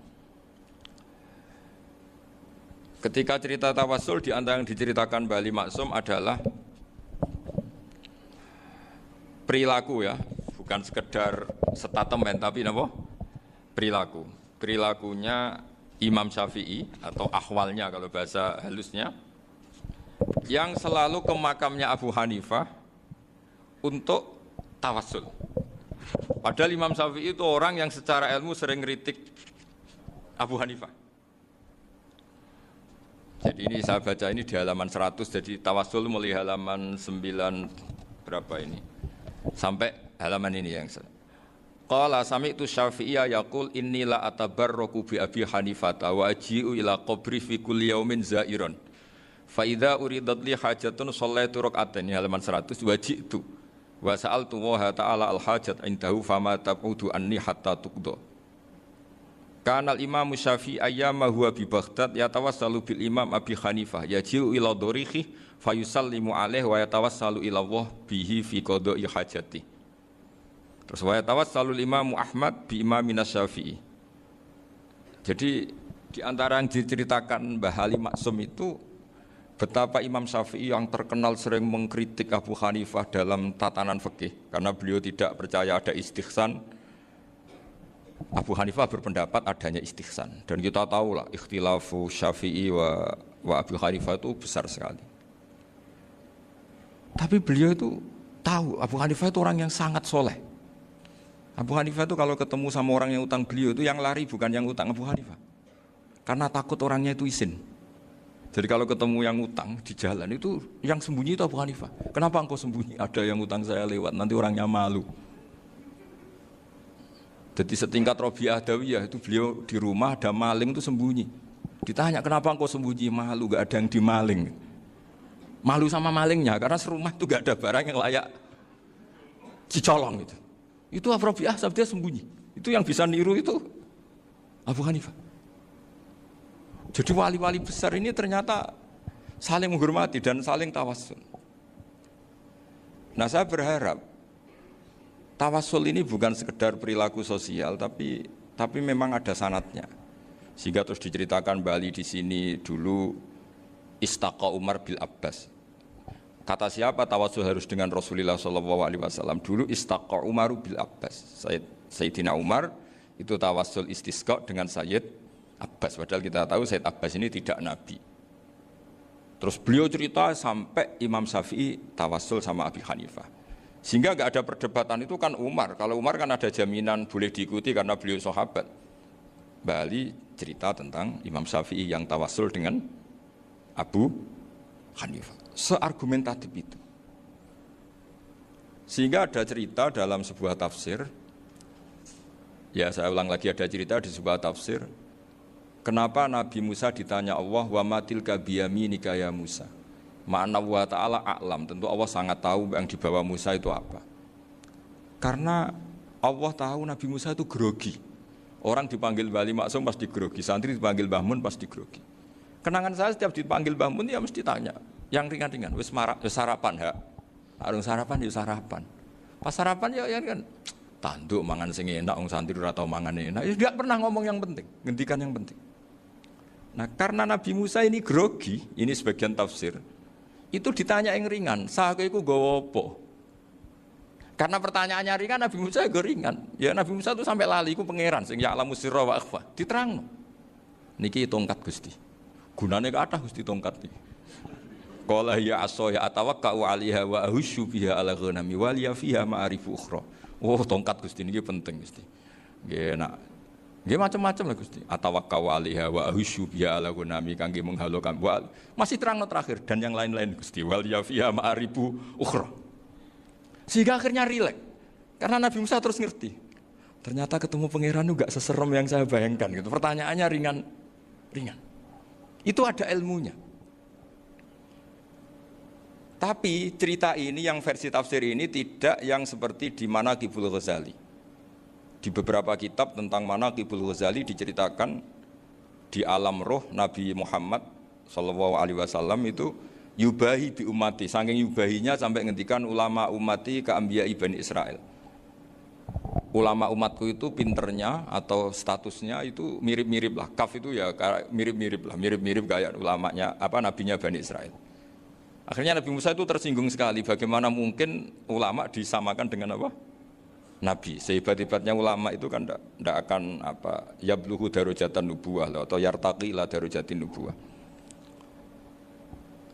Itu akhirnya ya kalau kamu nggak percaya panggil. Yang dipanggil Imam Ghazali. Ya Nabi Muhammad juga nggak mau kalah gitu. Kalau manggil ulama RT ya kalah keok gitu. Akhirnya Imam Ghazali datang, ditanya sama Musa, "Mas muka, nama kamu siapa?" Ana Muhammad bin Muhammad Al-Ghazali At-Tusi Asy-Syafi'i. Itu disebut panjang. Terus Nabi Musa guyu-guyu. Kamu lama kok ngomong yang enggak penting, ditanya namanya kok penjelasannya sepanjang itu, dianggap itu satu kesalahan. Masa tanyanya nama kok ditanya, jawabnya Muhammad bin Muhammad Al-Ghazali At-Tusi Asy-Syafi'i, kepanjangan itu. Ketika Nabi Musa agak mencibir, agak gimana itu, terus jadi Imam Ghazali, kalau ini masalah, lebih masalah jenengan. Apa itu? Yang tanya jenengan tuh Allah ya'lamu sirra wa akhfa. Dan Allah hanya tanya wa ma tilka biyaminika ya Musa. Harusnya jenengan jawab asoya titik, bukan kepanjangan. Atawakka'u 'alaiha wa syubha itu kepanjangan. Allah tanya yang di bawah kamu itu apa? Yang di tangan kamu. Harusnya jawabnya hanya asoya. Tapi kenapa penjelasannya sepanjang itu? Sampai terakhir waliya fiha ma'aribu ukhra. Terus pinter tenan kayak gitu. Terus ada Nabi Musa terus bilang, ya pinter tenan aja gitu. Padahal kita tidak pernah GR seperti itu kan, kebetulan Imam Ghazali gitu. Kalau yang lain mungkin ya keok lah kira-kira gitu. Tapi ini cerita dalam khazanah keilmuan. Bener yang dikatakan Gus Zofur. Saya termasuk orang yang pernah mondok Lirboyo Pasanan. Jadi setelah saya disuruh nemani Gus Kamil, tahun berikutnya Gus jenengan disuruh. Pokoknya anakku, mbok sak wulan lah kudu tahu mondok Lirboyo. Biar aku tahu ngaji Wakarim. Terus yang disuruh membaturi Gus Kamil itu saya. Jadi saya pernah 1 bulan tuh di Lirboyo. Karena saya ini santri beling ya, kontraknya pokoknya penting ziarah Bakarim. Biasanya nggak pernah ngaji, ya. Pokoknya gerbar ngisa. Ziarah ya sudah. Ngaji subuh ingat saya sama Gus Imam. Itu dari 17 hari ingat saya ngaji 2 kali. Tapi kalau ziarah ke Bakarim sudah lupa jumlahnya karena memang kontraknya disuruh ziarah. Sampai seperti itu. Dan saking senengnya bangun sama Bakarim saya masih ingat. Ngamplopi salam template itu masih ingat untuk Gus Anwar, untuk Gus Imam, untuk Gus Kafabi, termasuk untuk Gus Maksum. Itu malam-malam saya dijak ngamplopin. Zaman itu saya masih ingat selawewu. Zaman itu kos 1 bulan itu 13.000. Jadi kira-kira kalau 25.000 itu untuk kos 2 bulan. Jadi saya krusnya itu pakai kos. Saya masih ingat Mondok Sarang itu kos 1 bulan 13.000. Berarti kira-kira 500.000 itu di amplopin sendiri sama Bang. Ini untuk Gus War, ini untuk Gus Imam, ini untuk Gus. Padahal Gus Imam ini mondoknya sudah dibangun. Itu bangun hormatnya sampai untuk jatah salam template. Lah yang ribet kebalikannya, kita pulang Gus Imam karena melihat Gus Kamil ini putrane Mbah Mun, Gus Kamil disangoni. Saya juga disangoni karena Gus Imam dulu ngaji juga sama Pak D saya. Sama keluarga saya. Itu kata Gus Kamil setelah keluar, mau agak muni gua abal ya boten, berarti gua aku. Karena ini penting, ini kalau sampai dianggap tukar guling ribet deh. Jadi ditakwil sendirilah. Mau gak muni gua abal ya? Boten wis, yes berarti halal. Tapi sama Mbah Mun ya ditanya. Ditanyanya bukan apa karena untuk meneruskan tradisi bahwa kalau kiai ketemu itu ya saling memberi hadiah, saling itu sudah faqat dimubeni adena juakum apa? Sodaku.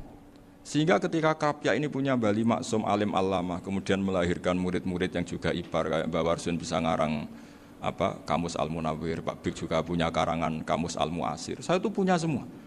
Karena ini adalah buah dari bahwa kita ini tidak kalah sama produk-produk yang di sana. Bahwa produk di kita ini sudah cukup untuk mengantarkan orang menjadi alim allamah. Dulu Mbah Zubair ke Mekah ya sudah alim allamah. Gus Zofur ke Al-Azhar sudah alim. Semua teman-teman kita ke Mekah itu sudah alim semua. Padahal produk mondoknya ya tadi.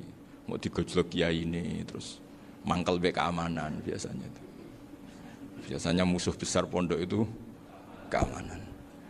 Jadi ya bukan berarti gojlok ibunya Gus Mafto enggak, biasanya keamanan itu musuhnya apa?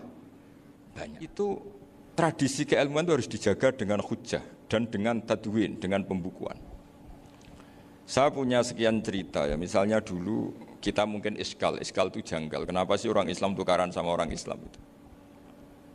Sehingga di antara doa Nabi yang enggak dikabulkan Allah, enggak boleh dikabulkan sama Allah enggak boleh, bukan berarti enggak mustajab. Redaksinya famana aniha, memang enggak boleh. Redaksinya bukan falam yastajib lahu tapi famana aniha.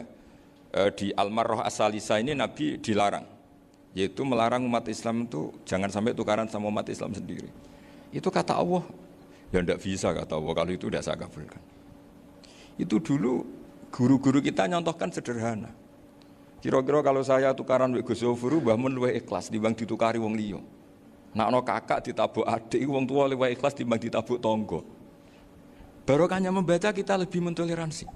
Kalau ada Mbah Hashim dikritik Mbah Fakih Mas Kumambang, kita ikhlas itu. Tidak dikritik guru PAUD, itu kan. Atau dikritik orang-orang yang enggak bisa ngaji. Artinya ternyata keliru kita bilang kiai kok tukaran, justru bagus kiai tukaran dibanding kiai dikritik guru PAUD atau dikritik orang-orang yang enggak bisa baca kitab. Akhirnya barokahnya baca kita menjadi tahu. Dulu Mbah Mun sering cerita, ini masih cerita silsilah ya. Jadi Mbah Ali Maksum tadi kita tahu di antara guru besarnya Mbah Ali Maksum tentu Mbah Mahfud Termas. Beliau adalah adik dari Kiai Mahfud Termas. Mbah Dimyati ini adik Kiai Mahfud Termas. Itu punya saudara namanya Abdul Razak, juga punya saudara namanya Dahlan. Itu yang membawa Thariqah Syadziliyah di Solo Raya, yang sekarang alhamdulillah diteruskan Gus Wafi. Dulu di antara pesannya Mbah Mun ke saya, hak Wafi kandani kon ziarah ning Mbah Dimyati. Mergo Thariqah Syadziliyah dulu itu yang bawa keluarganya Mbah Dimyati. Jadi semuanya ini masih dzurriyyatan ba'duha min ba'd. Nah pesan saya karena tadi Mbak Munawir yang termasuk orang pertama yang bawa Quran, bawa Qiraah Sab'ah. Kenapa saya bilang termasuk? Karena kalau bilang paling pertama ini nanti butuh data. Dan itu agak kerepotan. Nah, tapi yang jelas mimman istahara lah. Mimman istahara yang membawa Sab'ah ke sini itu adalah Mbah Munawir. Terus beliau ngajarkan diantaranya ke Mbak Arwani pakai kitab Satibi, pakai kitab Nazmus Satibi. Terus Nazmus Satibi itu diteruskan oleh Mbak Arwani, ditulis. Yang nulis dulu Badullah Salam. Bapak saya itu murid Badullah. Dulu Mbak Dola sebelum ke Mbak Arwani ngaji sama Ki Said di Sampang. Bapak saya sebelum ngaji di Mbak Dola sudah hafal Quran lewat buyut saya sendiri namanya Ki Zubaidi. Yang Ki Zubaidi akhirnya jadi menantunya Mbak Ahmad Syuaib. Jadi buyut saya kandung ini namanya Sofiyah, itu angsal keluarga Lasem yang adiknya. Sofiyah ini punya adik Badi'ah yang jadi ibunya Ki Sahal. Terus Ki Sahal punya Mbak Yu namanya Muzayanah, punya di Garwo Ki Mansur punya anak Gus Qayyum. Jadi dulu ibu saya, ibunya Gus Sofur, ibunya Pak Maftu itu semuanya di Lasem. Karena saya dari keluarga Gen ya Lasem, dari keluarga sanad guru ya Lasem. Tapi Lasem Badawi itu dulu ngajinya di Mbah Umar Harun di Sarang. Mbah Umar Harun ini menangi Sayyid Ahmad Zaini Dahlan. Sayyid Zaini Ahmad Zaini Dahlan ini punya cucu keempat yang hidup di Sedan. Terus makamnya di Lasem, namanya Habib Haidar. Itu yang nulis biografinya Mbah Maksum. Mbah Maksum bukan Bali, geografinya Mbah Maksum. Itu ditulis oleh Habib Haidar, namanya Haidar bin Hasan bin Sodaqoh bin Ahmad Zaini Dahlan. Nah, Habib Haidar ini menantunya Sayyid Hamzah Sato. Hamzah Sato itu Hamzah bin Abdullah bin Umar. Itu kakaknya Sayyid Abi Bakar Sato, Sohibul I'anah. Nah Sayyid Umar ini yang dulu ngajari mbahnya Mbah Mun namanya Ahmad bin Syuaib. Nah, di antara ajarannya adalah baca kitab-kitab kecil yang bisa dihafal. Dibawalah ke sarang jadi metode muhafadzah. Tapi kemudian lama-lama oleh pondok itu jadi syarat kenaikan kelas. Dulu nggak ada muhafadzah untuk kenaikan kelas ya, supaya orang alim itu harus hafal. Lama-lama dipakai syarat untuk muhafadzah. Jadi semua ini sanad harus kita ingat supaya kita bisa menjaga tradisi. Termasuk tradisi ini kiai seneng jagungan, terus ngomong penting. Itu juga sanad. Setahu saya Mbah Mun itu kalau ketemu bapak ya guyon terus. Saya punya kenangan tuh yang dulu agak iskal tuh begini. Ada isu lah, entah isu entah hoax entah apa, ada kaji itu agak beling itu, pokoknya beling lah gitu. Seneng siapa itu, rondo lah apa. Pokoknya beling gitu. Ketika Mbah Mun dilaporin tamu kalau kaji itu beling sama rondo itu. Mbah Mun tanyanya lucu. Lho ayu no cung. Wahyu banget Mbah. Wahyu. Itu bapak juga bakas ayu nih. Dulu saya sekali ini kiai kok bakas wong ayu, bakas budine barang lah kira-kira gitu. Tapi setelah saya tambah alim, tambah ngerti itu, kata bapak gini, ya abek bakas ayu hak, timbang iya, no malah kozaf. Ternyata seni. Sekali Mbah Mun atau bapak bilang, waji kok zino kaji, maka larinya ke kozaf. Maka menghindari bahasa menuduh, ngomong yang nggak penting. Loh ayu no. Jadi kiai dulu tuh orang sok suci tapi menghindari hal-hal yang jadi punya seni untuk ngelola kehidupan. Orang bermalam-malam jagungan sama teman asik itu kan perlawanan terhadap nafsu kita, syahwat kita untuk mungkin nikmati dugem di bar atau di tempat-tempat maksiat. Itu setan di Indonesia tuh kakuati sama Ki Jawa. Orang supaya tidak tertarik maksiat itu Ki Jawa cukup ketemu kancane masak terong guyon, gejol-gejolokan zaman mondok, suwengi lulus sangka maksiat. Bar wis tutup. Perlawanannya sederhana, nggak pakai tahajud, nggak pakai wiridan, karena Ki Jawa juga koyoknya rapati potongan ahli ibadah gitu, itu jagungan. Gitu. Jadi setahu saya itu pernah lihat Bali itu sekali ketika beliau ngisi ceramah di Mbah Hamid Bedowi, saya masih kecil diajak bapak. Dulu kalau bapak ngelihat Bali sama Mbah Hamid itu mesti nangis, karena dua orang alim bertemu. Yang akhirnya ya bisanan itu Mbah Hamid punya anak Gus Nasih, di sini ada Mbah Nafisa, terus jadi Mbak Salih Hindun itu. Jadi dulu itu ya guyon terus ketika ketemu. Itu yang sering bodoni Mbah Hamid itu ya Ki Bisri. Ki Bisri itu kalau datang ke Ki Hamid Pasuruan, nak wali tenan aku teko ditata nomangan. Jadi ukurannya ya. Ternyata sampai sana dikeimangan tenan. Masih belum mengakui, kan nak wali tenan aku kiai rung di mobil, dongakno aku di mobil. Sudah kalah satu seri itu masih gak terima. Lalu itu Mbah Hamid akhirnya berdoa, ayo monggo Mugi-mugi Ki Bisri gak ada mobil. Itu setelah didoain masih tanya, mereknya apa merek? Jadi itu Mbah Hamid jawab, yo paling Holden itu. Paling Holden. Itu nyari mobil itu ya adalah dapatnya Holden. Suatu saat Mbah Bisri diundang Mbah Hamid gak dikasih pisau. Karena utangnya sudah banyak Mbah Hamid. Mbah Bisri ini utang tadi, utang doa tadi. Itu ya gak dikasih pisau. Ya gak mau kesang apa-apa kelambimu kayak aku. Didol sama muhibbinya Mbah Hamid. Itu harganya melebihi jatah pisau. Ketemu Mbah Hamid. Kang, susu Kang, mergo. Jadi dulu itu rileks, makanya ini yang diceritakan ke Zuhur. Sebetulnya kalau kiai-kiai itu bersanat itu ya rileks, hidupnya itu rileks.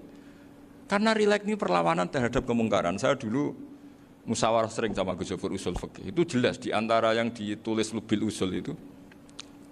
Ya kita tahu tadi misalnya sanad usul fikih, Mbah Ber itu sangat al-usuli Kiai Zubair Dahlan, abahnya Mbah Mun.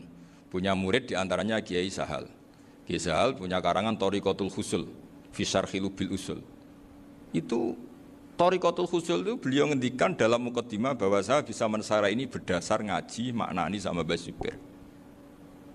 Terus beliau mengutip sarah itu dari kitab Nailul Ma'mul. Beliau ngendikan binus khotin khotiyah ghairi matbu'ah. Dan itu ditemukan di Kiai Mansur di Lasem. Karena Kiai Mansur iparnya Mbah Sahal. Mansur bin Khalil itu diantara katibnya Syekh Mahfud. Jadi semuanya ini sambung. Mbah Ber saking ahli usul fikihnya, kalau ngajar usul fikih itu kalau guyon takriran saya ini lebih memahamkan ketimbang sarah. Ya sudah terus Mbah Zubair Kiai Fakih terus Syekh Mahfud. Di sini Syekh Mahfud termasuk orang yang dekat Mbah Munawir sampai putrane Mbah Mahfud namanya Gus Muhammad dibawa Mbah Munawir, kemudian mondok di Termas diantaranya terus di nikah jadi menantunya kalau nggak salah Haji Taslim di Betengan, kemudian sekarang juriannya Mbah Mahfud di Betengan. Ini nggak boleh hilang secara seperti itu. Diantara di usul fikih diterangkan ketika diantara 5 hukum itu ada yang bernama mubah. Mubah itu boleh dilakukan, boleh ditinggalkan, dan kalau dilakukan ya tidak berpahala, tidak disiksa. Itu ada ulama yang protes nggak bisa seperti itu. Ithma min mubahin ila wa tahaqqaqu bihi tarku haramimma. Fa'il zamu minas sukun tarkul qatli wa minas sukut tarkul qadaf. Tidak bisa, mubah itu tidak ada. Kalau kiai jagungan semalaman, itu Allah ngitungnya itu hada taruka dugem, wa hada taruka delok dangdut, wa hada taruka kada wa kada. Oh, itu luar biasa. Dan kita ngikuti yang seperti itu saja. Gak usah tahajud, gak usah witir telulas kaya ora kuat timbang gremeng. Sewengi jagungan, setan ngenteni kita tergoda maksiat, ternyata maksiatnya sampai tutup, kiainya masih apa? Jagungan. Jadi jagungan saja ada ilmunya bahwa itu perlawanan terhadap tarkul ma'asi. Sehingga bagaimana Anda katakan mubah ini mubah, toh gunanya adalah tarkul haram. Meskipun efek mubah juga bisa tarkul wajib, wae bojo blonjo turu. Karena wae ngrumati ibuke turu. Itu halal wajib. Jadi mubah itu resikonya ya bisa tarkul wajib, bisa tarkul haram. Sehingga kalau sanad ini terjaga secara baik, secara kultur, saya sering juga jagungan sama Gus Yofur, itu mesti tak niati gitu. Jagungan wong alim kuwi ibadah dan menikmati ibadah adalah dabul auliya wa dabul ulama. Kata Imam Ghazali, pada akhirnya waqud buhadatin al-istilzat bil mubahat. Kata Imam Ghazali, pada akhirnya qutbu hadaddin, madaru hadaddin, pokok dari agama ini adalah melawan kemaksiatan dengan kita menikmati al-istidzat bimubah. Kita menikmati sesuatu yang dibolehkan Allah Subhanahu wa taala. Dan seperti ini itu bisa qasmu dhuhri syaitan, bisa menghancurkan punggungnya setan. Karena kalau melawan setan dengan ibadah ini kadang kita capek selain isra potongan. Tapi nak kangkang ning komplek H gitu jagungan mbek kancane, ngenang mlarate, mbok ngenang ora sekolah, ra munggah, kenangan sing ra munggah diarani istiqomah. Itu kan diarani tulus zaman, kok sing munggah dianggap kesusu. Saya ini punya pondok Quran, kalau ada yang hafal 3 tahun mesti digojol kancane, gak apik kesusu itu. Kesusu itu mesti tidak barokah karena tergesa-gesa apa? Hatam. Sehingga yang enggak hatam-hatam itu kayak partai mayoritas. Ini yang partai tulis zaman katanya. Ahli sobri katanya. Akhirnya di pondok gara-gara itu mau guyon, tapi enggak ada stigmasi yang enggak naik. Di Pondok Sarang itu saya punya temen itu banyak yang sak kelas dengan saya, sak kelas sama Gus Kamil, akhirnya sak kelas dengan Gus Sofur. Padahal saya ini kakak kelas. Saya temannya, Gus Kamil temannya Gus Sofur. Ini anak ini nggak pernah naik, itu nggak dinyek, nggak dicibir di pondok. Karena guyonan tadi, guyonan bahwa ini bagian dari bentuk apa? Istiqomah. Nanti yang goblok juga tenang. Karena kiainya cerita, kadang santri goblok ya barokah. Di sini pondok akeh santri ora tau sinau ning omah dadi kiai gede. Selalu kiainya tuh cerita seperti itu. Akhirnya sing goblok ya bangga dengan kegoblokannya. Iya, jadi kiai itu orang yang meskipun guyon ini barokahnya Masya Allah. Dan setahu saya kiai-kiai alim itu ya senengannya guyon karena tadi guyon itu luar biasa. Bapak saya itu kalau pesan sama saya itu enak ngaji wis guyon nice. Wong ning omah mikir utang, mikir wedi bojo macam-macam kok ngaji kok jak nangis pisan, nangis ping pindho gitu. Sudah jak guyon ae. Paling gak lali. Gitu. Dan beliau punya dalil kul bi fadlillah bi rahmati fa bidzalika falyafrah. Jadi jangan sampai orang ini farah bil maksiat, jangan sampai orang itu. Dan ini yang saya kenang dari sekian cerita murid Bali. Mbah Ali Maksum ya senangane guyon. Gojlok-gojlokan mbek santri guyon. Ini saya maklumatkan ke semua santri beliau bahwa ini bukan sekedar guyon, tapi al-istildzat bil mubahat. Ini adalah perlawanan terhadap setan karena banyak orang bisa senang tuh kalau nunggu maksiat. Ini bisa senang dengan sesuatu yang tidak maksiat. Itu kayak apa hebatnya? Makanya Nabi itu kalau ketemu sahabat ya sering ngendikan yang ringan-ringan. Ya Umar ma'afalan duher jong mana piye ijek. Kalau ketemu anak kecil ya. Nanti ketemu yang tua-tua yang sudah nggak bisa mikir, ya cerita-cerita saya mohon sekali murid-murid kerap ya, jangan hanya ngaji fikih. Kalau hanya ngaji fikih itu posisi Abu Hanifah itu seakan-akan nyun sewu orang yang sangat tidak ahli hadis, karena beliau di situ kelihatan kalah sekali dengan Imam Syafi'i. Apalagi di perdebatannya Muhammad bin Hasan Asy-Syaibani dengan Imam Syafi'i itu kelihatan sekali betapa Abu Hanifah itu orang yang nyun sewu ditinggalkan dalam ilmu hadis. Sampai beliau hanya dapat gelar min ulama ahli ra'yi, termasuk ulama yang kuat logikanya. Juga harus baca kitab-kitab seperti ini. Ternyata di balik Imam Syafi'i mukhalif pada beliau di bab-bab fikih, perilakunya sangat hormat. Sampai beliau itu kalau tawassul ke kuburannya Abu Hanifah. Dan beliau ngendikan an-nasu fil fiqhi iyalun ala Abu Hanifah. Semua orang yang ahli fikih itu masih anak buahnya Abu Hanifah. Saya berkali-kali cerita, mazhab Syafi'i itu alatut tadhir hanya dua, yaitu alma wa turab. Abu Hanifah nambahi wanar. Alasannya Abu Hanifah, orang mukmin yang dosanya banyak itu dibakar di neraka, dan alasannya Allah litadhirihim, untuk mensucikan mereka. Sehingga pikirannya Abu Hanifah, an-nar itu min alatit tadhir. Apa yang terjadi ketika bata itu batu bata yang dibakar, di situ campur teletong, campur apa-apa, itu kalau sudah mazhab Abu Hanifah selesai, sudah suci, karena sudah ngelewatin pembakaran. Meskipun kita tidak akan kalau kehilangan air terus wudhu dengan api, bisa bunyak semua itu. Tapi apapun itu menjadi solusi. Sehingga saya punya kitab namanya Ikhtilafu Malik, Ikhtilafu Malik wa Abu Hanifah atau Ikhtilafu Syafi'i ma Abu Hanifah.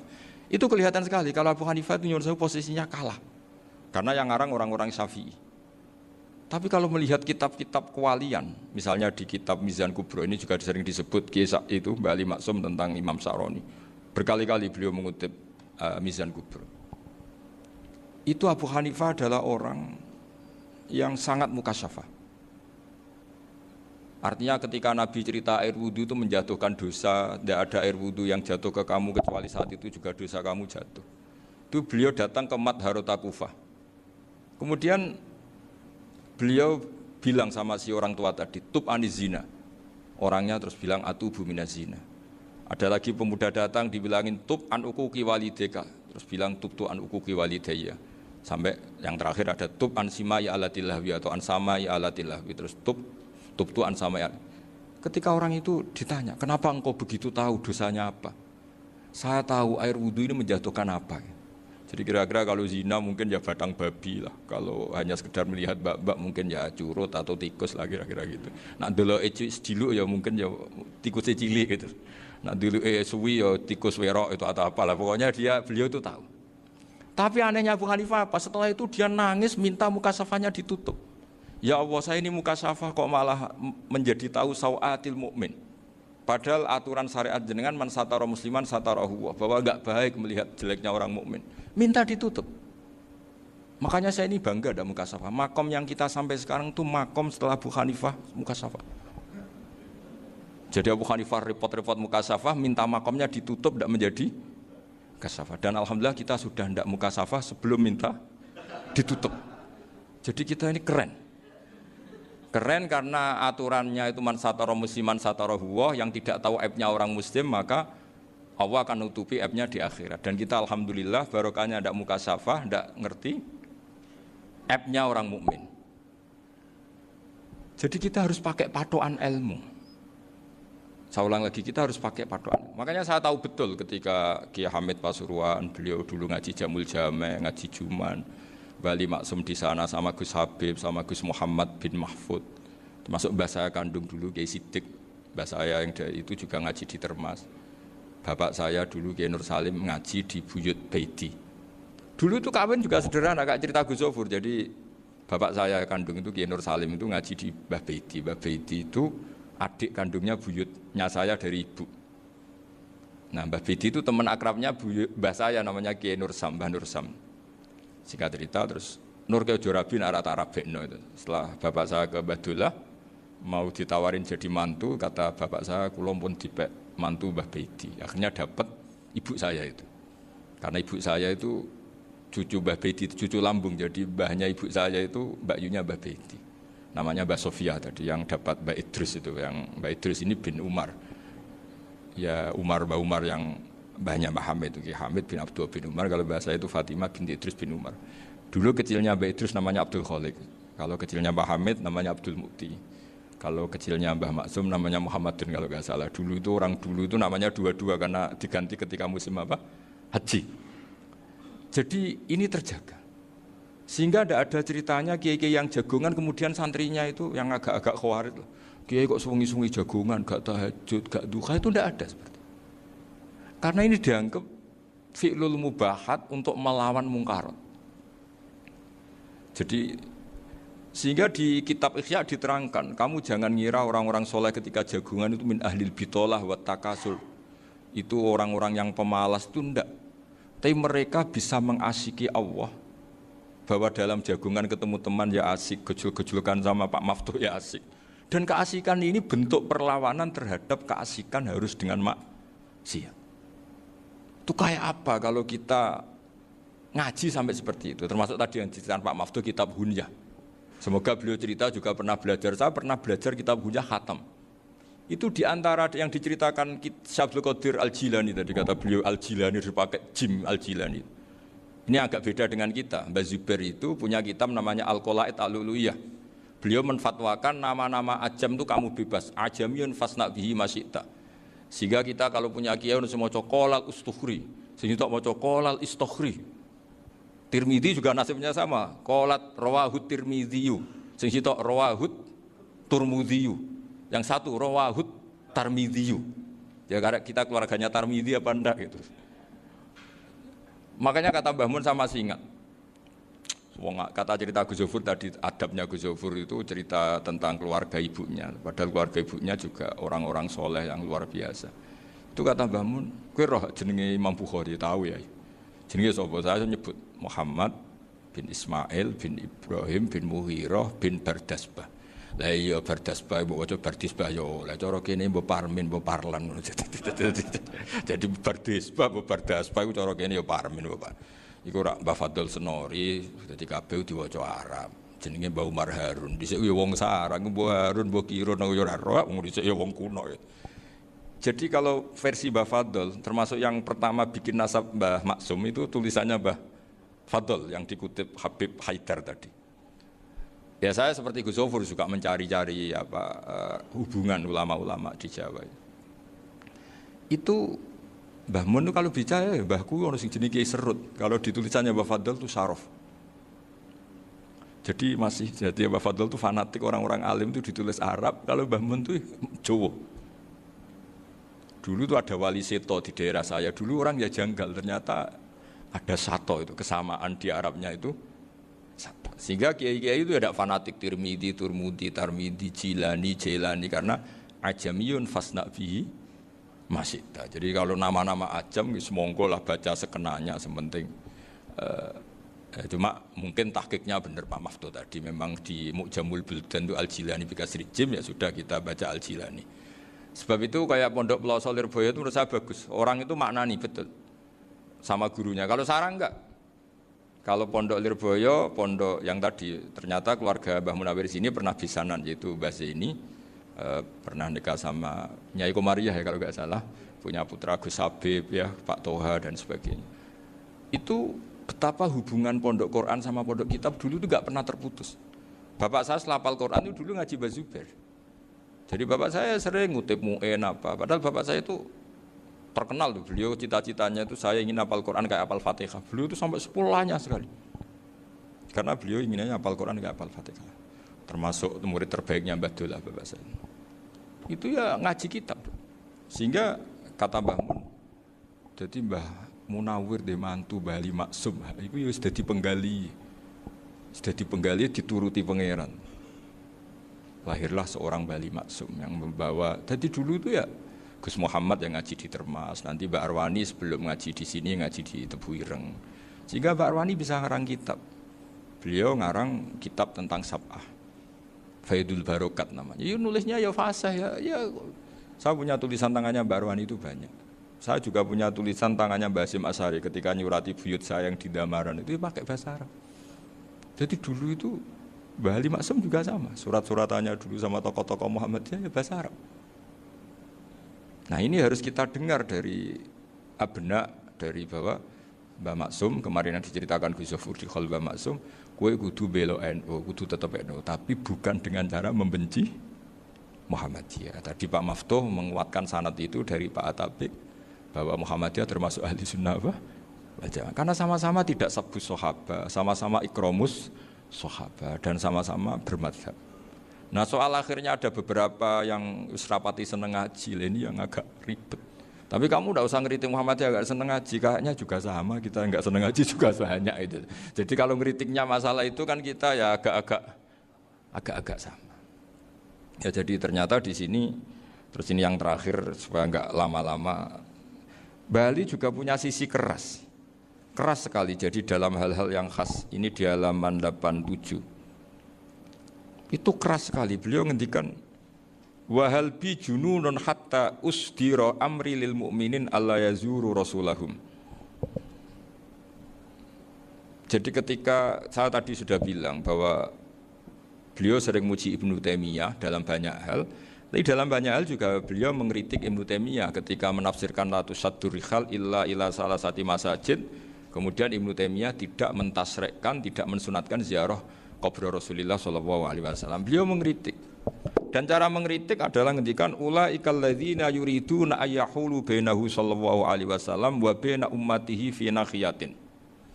Itu adalah orang-orang yang ingin membuat batas antara Nabi dan umatnya. Saya termasuk terinspirasi makalah Bali ini adalah bagaimana Anda mengkafirkan orang Islam berdasar qala Rasulullah sallallahu alaihi wasallam. Wan nabiyyu asyaddun nasi syafaqatan li ummati. Wan nabiyyu akhrasun nas, orang yang paling serius supaya umatnya ini selamat. Kemudian Anda dengan hadisnya Nabi mentafrik bainahu wa baina ummati berdasar dawuh Kanjeng Nabi. Itu cek mentalani. Makanya saya itu enggak pernah keras di bab ini. Misalnya nyuruh saya ada santri sarang yang nakal. Itu saya tidak berani komentar karena saya tahu Mbah Mun itu sangat mencintai santrinya meskipun yang nakal. Saya melihat sendiri bukan jari ada santri cara pelaturan pondok itu diboyong karena nakal. Itu Mbah Mun ngendikan begini. Ya jeng yo ke diboyong itu cara aturan pondok. Nah aturannya pangeran ngger kowe tobat dadi wong apik ya dadi wong saleh. Ya kowe kudu tetep sering rene, kowe tetep santri kudu dunya akhirat. Soal pondok ya ben ana aturan, ben pancen kowe nakal nemen ya diboyong, tapi kowe tetep wong apik. Jadi karena kita tidak mungkin mentafrik bainahu wa baina talamidhi. Kita tidak mungkin mentafrik baina nabi wa baina ummati karena nabi adalah apa? Asyaddun nasi syafaqatan li ummati. Sampai saking sayangnya nabi itu ngendikan syafaati li ahlil kabair min ummati. Lho koyo apa baiknya nabi? Ora melok nakal, ora melok maksiat, tapi melok nanggung swargane. Iku waktu gali sampean wis kowe utang gak apa-apa, bangkrut gak apa-apa, sing nyaur bapak. Nggo sampean ngono top tenan. Anake yo ngawur tenan maksudnya itu. Tapi stop. Lah Nabi ku umate sing dosa iku umate, Nabi sing nyuwun sewu, cara Jawane sing kangelan nyafaati. Karena Nabi gak boleh dipisahkan dengan umatnya. Makanya kata Bali Maksum, ulaikal ladzina yuriduna ayyahulu bainan nabi wa baina ummati. Itu mereka adalah orang yang ingin memisahkan Nabi dengan umatnya. Masa kita ngafirkan umatnya Nabi berdasar dawuh Nabi? Itu kan sama, saya benci santri Anwar berdasar dawuh Mbah Mun, padahal orang tahu semua begitu sayangnya Mbah Mun terhadap santrinya. Sama juga kamu benci santrinya Bali Maksum berdasar dawuh Bali, padahal beliau sangat mencintai santrinya. Nah, kultur-kultur seperti ini tidak boleh hilang. Kita punya sanad, punya guru, punya keluarga yang sama. Jadi mbah-mbah saya itu orang Tuban, dekat sama posisi Ibrahim Asmorokonti tadi yang diceritakan. Jadi di kampung saya, kampungnya bapak saya itu ada makomnya Siti Syariah, itu mbak kandungnya Sunan Bonang.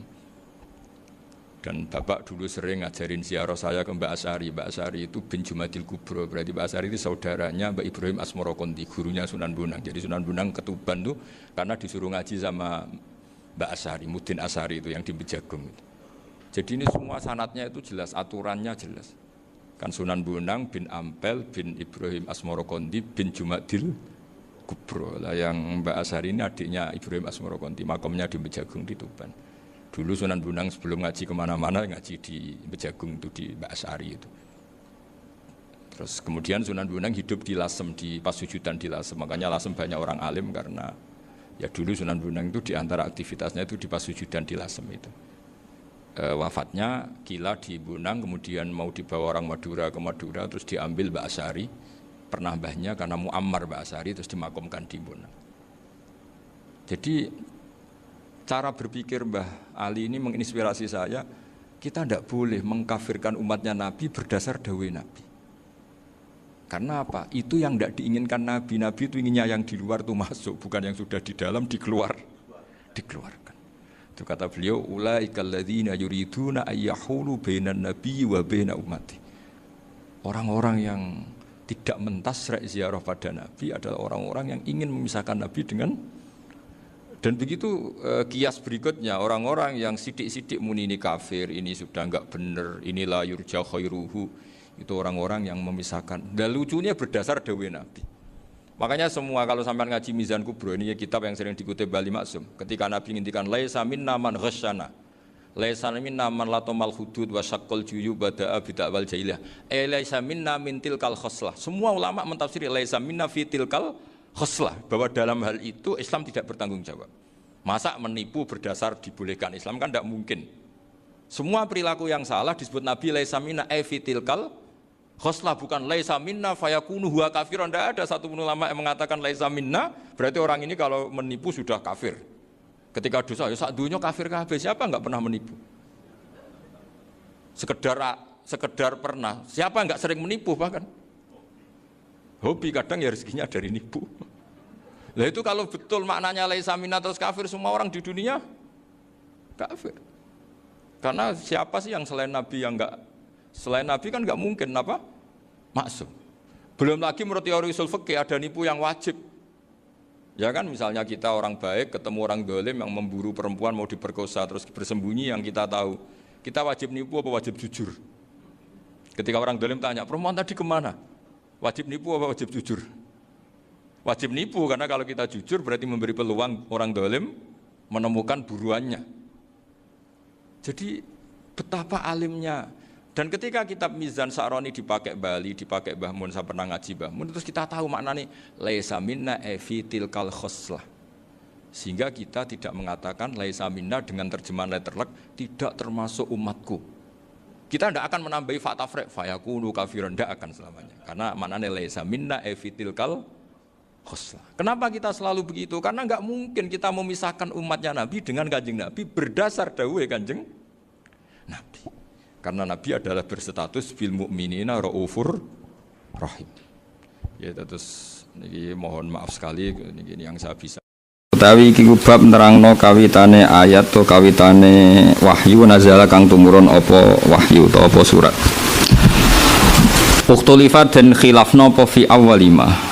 Ukhtulifat dan khilafna apa fi awwalima ing dalam kawitane perkara nazala kang tumurun apa ma minal Qur'ani sanging Qur'an ala aqwal ing atase pira-pira pendapat. Al-qaulul awal utai pendapat sing pertama wa huwa tai al-qaulul awal iku as-sahihu sing sahih. Utawi awalu manazala iku iqra bismi rabbikal ladzi khalaqal insana min 'alaq iqra wa rabbukal akram alladzi 'allama bil qalam 'allamal insana ma lam ya'lam. Wa hadza utawi iki iku sabitun tetep bener nih. Wa hadza utawi iki iku sabitun tetep fi sahihain ing dalam Bukhari Muslim wa irimalan liyane Bukhari Muslim. Fa'an Aisyah tamangka kacritakno saking Aisyah radhiyallahu anha qalat satemene Sayyidah Aisyah iku qalat dawuh sapa Sayyidah Aisyah dawuh awwalu ma budi'a bihi Rasulullah sallallahu alaihi wasallam minal wahyi ar-ru'ya as-shalihah. Awwalu ma uta kawitane perkara budi'a kang den kawiti bihi lan sapa Rasulullah sallallahu alaihi wasallam minal wahyi saking wahyu iku ar-ru'ya pengimpen as-shalihata ing awwalu ma budi'a bihi ar-ru'ya pengimpen as-shalihatu kang shalihah kang apik pengimpen finomi ing dalam sare.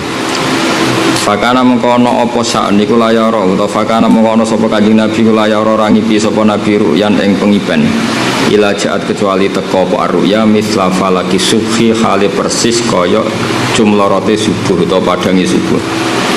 Semua hubiba mengkono disenengno ilahi maring Nabi apa al-khala'u penyepi. Wa kana lan ana sapa Nabi yakhlu nyepi sapa Nabi biwiri khira ana ing buwa khira utawa biwiri khira ing ana ing buwa khira. Fayatahannasu mongko ibadah sapa Nabi fihi fil khira. Wa wa ta'atahannasu ata'abudu iku ibadah alaya liya ing pira-pira wengi dawatil adadi kang duweni hitungan. Dawatil adadi kang duweni hitungan. Qabla ayan si asdurunge ento bali sapa Nabi ila ahli maring keluargane Nabi wa yatazawwada lan sangu sapa Nabi lidzalika tahannus. Sumayarji amkono dibali sapa Nabi. Sampai waca rofa ya kena nasab ya kena rofa berarti gawe istinaf na ataf ya ataf teng ayan zian bali ila Khadijah tamane Khadijah fa tazawwadu mongko sangu sapa Nabi limisliha maring sepadane iki limisliha limisli dalika layali hatta jasi ka teko ing Nabi opal hakku kebenaran hakku manane wahyu wa khalite Nabi fi ghairi khira wa ing gua khira faja mongko teko ing Nabi sapa al malaku malaikat faqala mongko dawuh sapa al malak ikra. Kala dawuh sapa Nabi ma ana bikoriin ma ana ora ana sapa ingsun iku bikoriin kelan wong sing iso maca qol fa akhadani. Mongko nyekeli sapa malak ning ingsun fa ghatta mongko ngrungkepi sapa malak ning ingsun. Hatta balago sigo numekakno sapa malak mini ingsun al jahda ing kangelan. Wonten sing maca al jahda ing kerepotan. Suma arsala mongko nuli nglepas sapa malak ning ingsun faqala ikra qala ma ana bikoriin. Fa akhadha mongko ngalap sapa malak ning ingsun fa ghattani. Mongko ngrekepi sapa malak ning sun asaniyata ing ambal sing kedua hatta balago sehingga numekakno sapa malaikat mini saingsun al-jahda ing kerepotan. Wonten kiai sing maca hatta balago sehingga tumeka mini saingsun apa al-jahdu kerepotan sami. Suma arsalani mongko nuli lepas sapa malaikat ning sun faqala ikra faqala ma ana biqoriin. Fa akhadani faqatani asalisa suma arsalani faqala ikra bismi rabbikal ladzi khalaqal insana min 'alaq ikra wa rabbukal akram. Wa fi ba'di riwayat lan iku tetep ing sebagian beberapa riwayat hatta balagha ma'lam ya'lam al hadits bituli etam mimil hadits bituli tegese nyempurnakno sira al hadits ya hadis bitulihi kelawan dawane hadis. Al qaulu tsani utai pendapat sing kaping pindho. Pendapat sing kedua ngene awalu manazala iku ya ayyuhal muddatsir ngene iku ya ayyuhal muddatsir. Fakat rawa mengko teman-teman riwayat sapa Syekhoni Bukhari Muslim an Abi Salam bin Abdurrahman qala sa'altu Jabir bin Abdillah ayul Qur'ani unzila qablu qala ya ayyuhal muddatsir qultu aw iqra bismi rabbik qala uhadditsukum. Nyeritakno hadis sing sungguh sira kabeh mahaddatsana Nabi Rasulullah sallallahu alaihi wasallam faqala inni jawartu bihira. Ini saat temen ingsun jawartu iku manggon ingsun bihira ana ing khira falamma qadaitu. Wong semangsane nyelesekno ingsun jiwari ing nyepi ingsun to manggon ingsun nazal tu mongko medun ingsun fastapton tu mongko mengisor ingsun manane dadi batonah iku napa nggih medun ingsun ngeduni alwadia ing jurang Fanadzor tu mengko ningali ingsun amami ing arah ngarep ingsun wa khalfi lan arah mburi ingsun wa an yamini wa shimali lan saking arah kanan lan arah wetan arah kiwa. Semanadzor tu mengko nuli ningali ingsun ila sama maring langit faidan mengko nalika nadzor dua utawi langit utawa dua utiman fis sama yakni Jibril. Fa akhadatni mongko ngalap ning ingsun apa rotfatun kekagetan fa itu Khadijah fa amarat hum fa itu mongko nekane ingsun Khadijah teng Khadijah fa amartuhum mongko merintahno ingsun hum ing Khadijah sa bismil ahli sampai ngaji nahwu wis sampai goblok kok wis fa amartuhum mongko merintahno ingsun hum ing Khadijah bismil ahli fadatsaruni mongko napa ngemuli sapa Khadijah wa bismillah ning ingsun fanzal wa ya ilal mutaffir kumfangtir iki mun bener iki kula terangaken nggih kula terangno nahwu sekedap dados dalam bahasa Arab itu normale itu ya Khadijatu zammilini napa zammilini kados normale kan ya Zainabu idribi napa unsuri kalau balen malih normalnya nak khitab pada muannas kan apa unsuri napa idribi kumi kuni kan tapi dalam bahasa Arab itu istimalnya tidak mesti seperti itu. Khadijah itu istri, kalau istri itu namanya ahlun napa ahlun, sehingga di semua riwayat itu memang Nabi ketika ketakutan itu dawe teng Khadijah wahdaha padahal hanya siapa Khadijah wahdaha itu dawe zamiluni pakai khitab jamak ghaib apa jamak mudzakkar. Semua riwayat seperti kalimatnya zamiluni padahal mukhatabnya hanya satu Khadijah apa satu Khadijah. Itu cara mentakwil apa Khadijah satu orang satu istri itu disebut ahlun itu keluarga, sehingga dengan atas nama ahlu sah dikatakan apa jama'. Jadi zamiluni atau di sini diredaksikan apa fa amartuhum napa fa ataitu Khadijata fa amartuhum normalnya kan fa amar tuha tapi di sini napa fa amartuhum. Jadi itu sah dalam istimalul arab napa istimalul arab. Jadi tidak sah cara nahwu tapi sah secara istimalul arab. Makanya di semua riwayat Nabi nak ndongakno mayit wedok ya Allah firlahu wa afi wa fanhu. Tapi ora usah mbok tiru, darane reso bahasa Arab. Jadi kadang ya repot. Ngene kula niku wedi wong goblok, kok nang pinter. Ajane sah dadi mayit wedok lah iku ajane sah wa firlahu wa afi wa fanhu. Niku masyhur ning kalangan ulama. Tapi ra masyhur kalangan sing latihan dadi ulama karena itu memang nak ulama latihan mesti itu masalah. Dan sing wis profesional niku enggak masalah karena mayit itu bismi syakhsi. Saya ulang lagi, mayit itu bismi syakhsi itu bisa hu. Jadi Allah maghfir lahu aili hadzas syakhsi. Terus syakhsun itu yasmalu dzakar wal unsa. Jadi bulatnya apa? Mayit itu jenis syakhsun apa? Nah, syakhsun itu bisa untuk lelaki, bisa untuk perempuan atau pakai man. Mayit itu kan man itu bisa lelaki, bisa perempuan.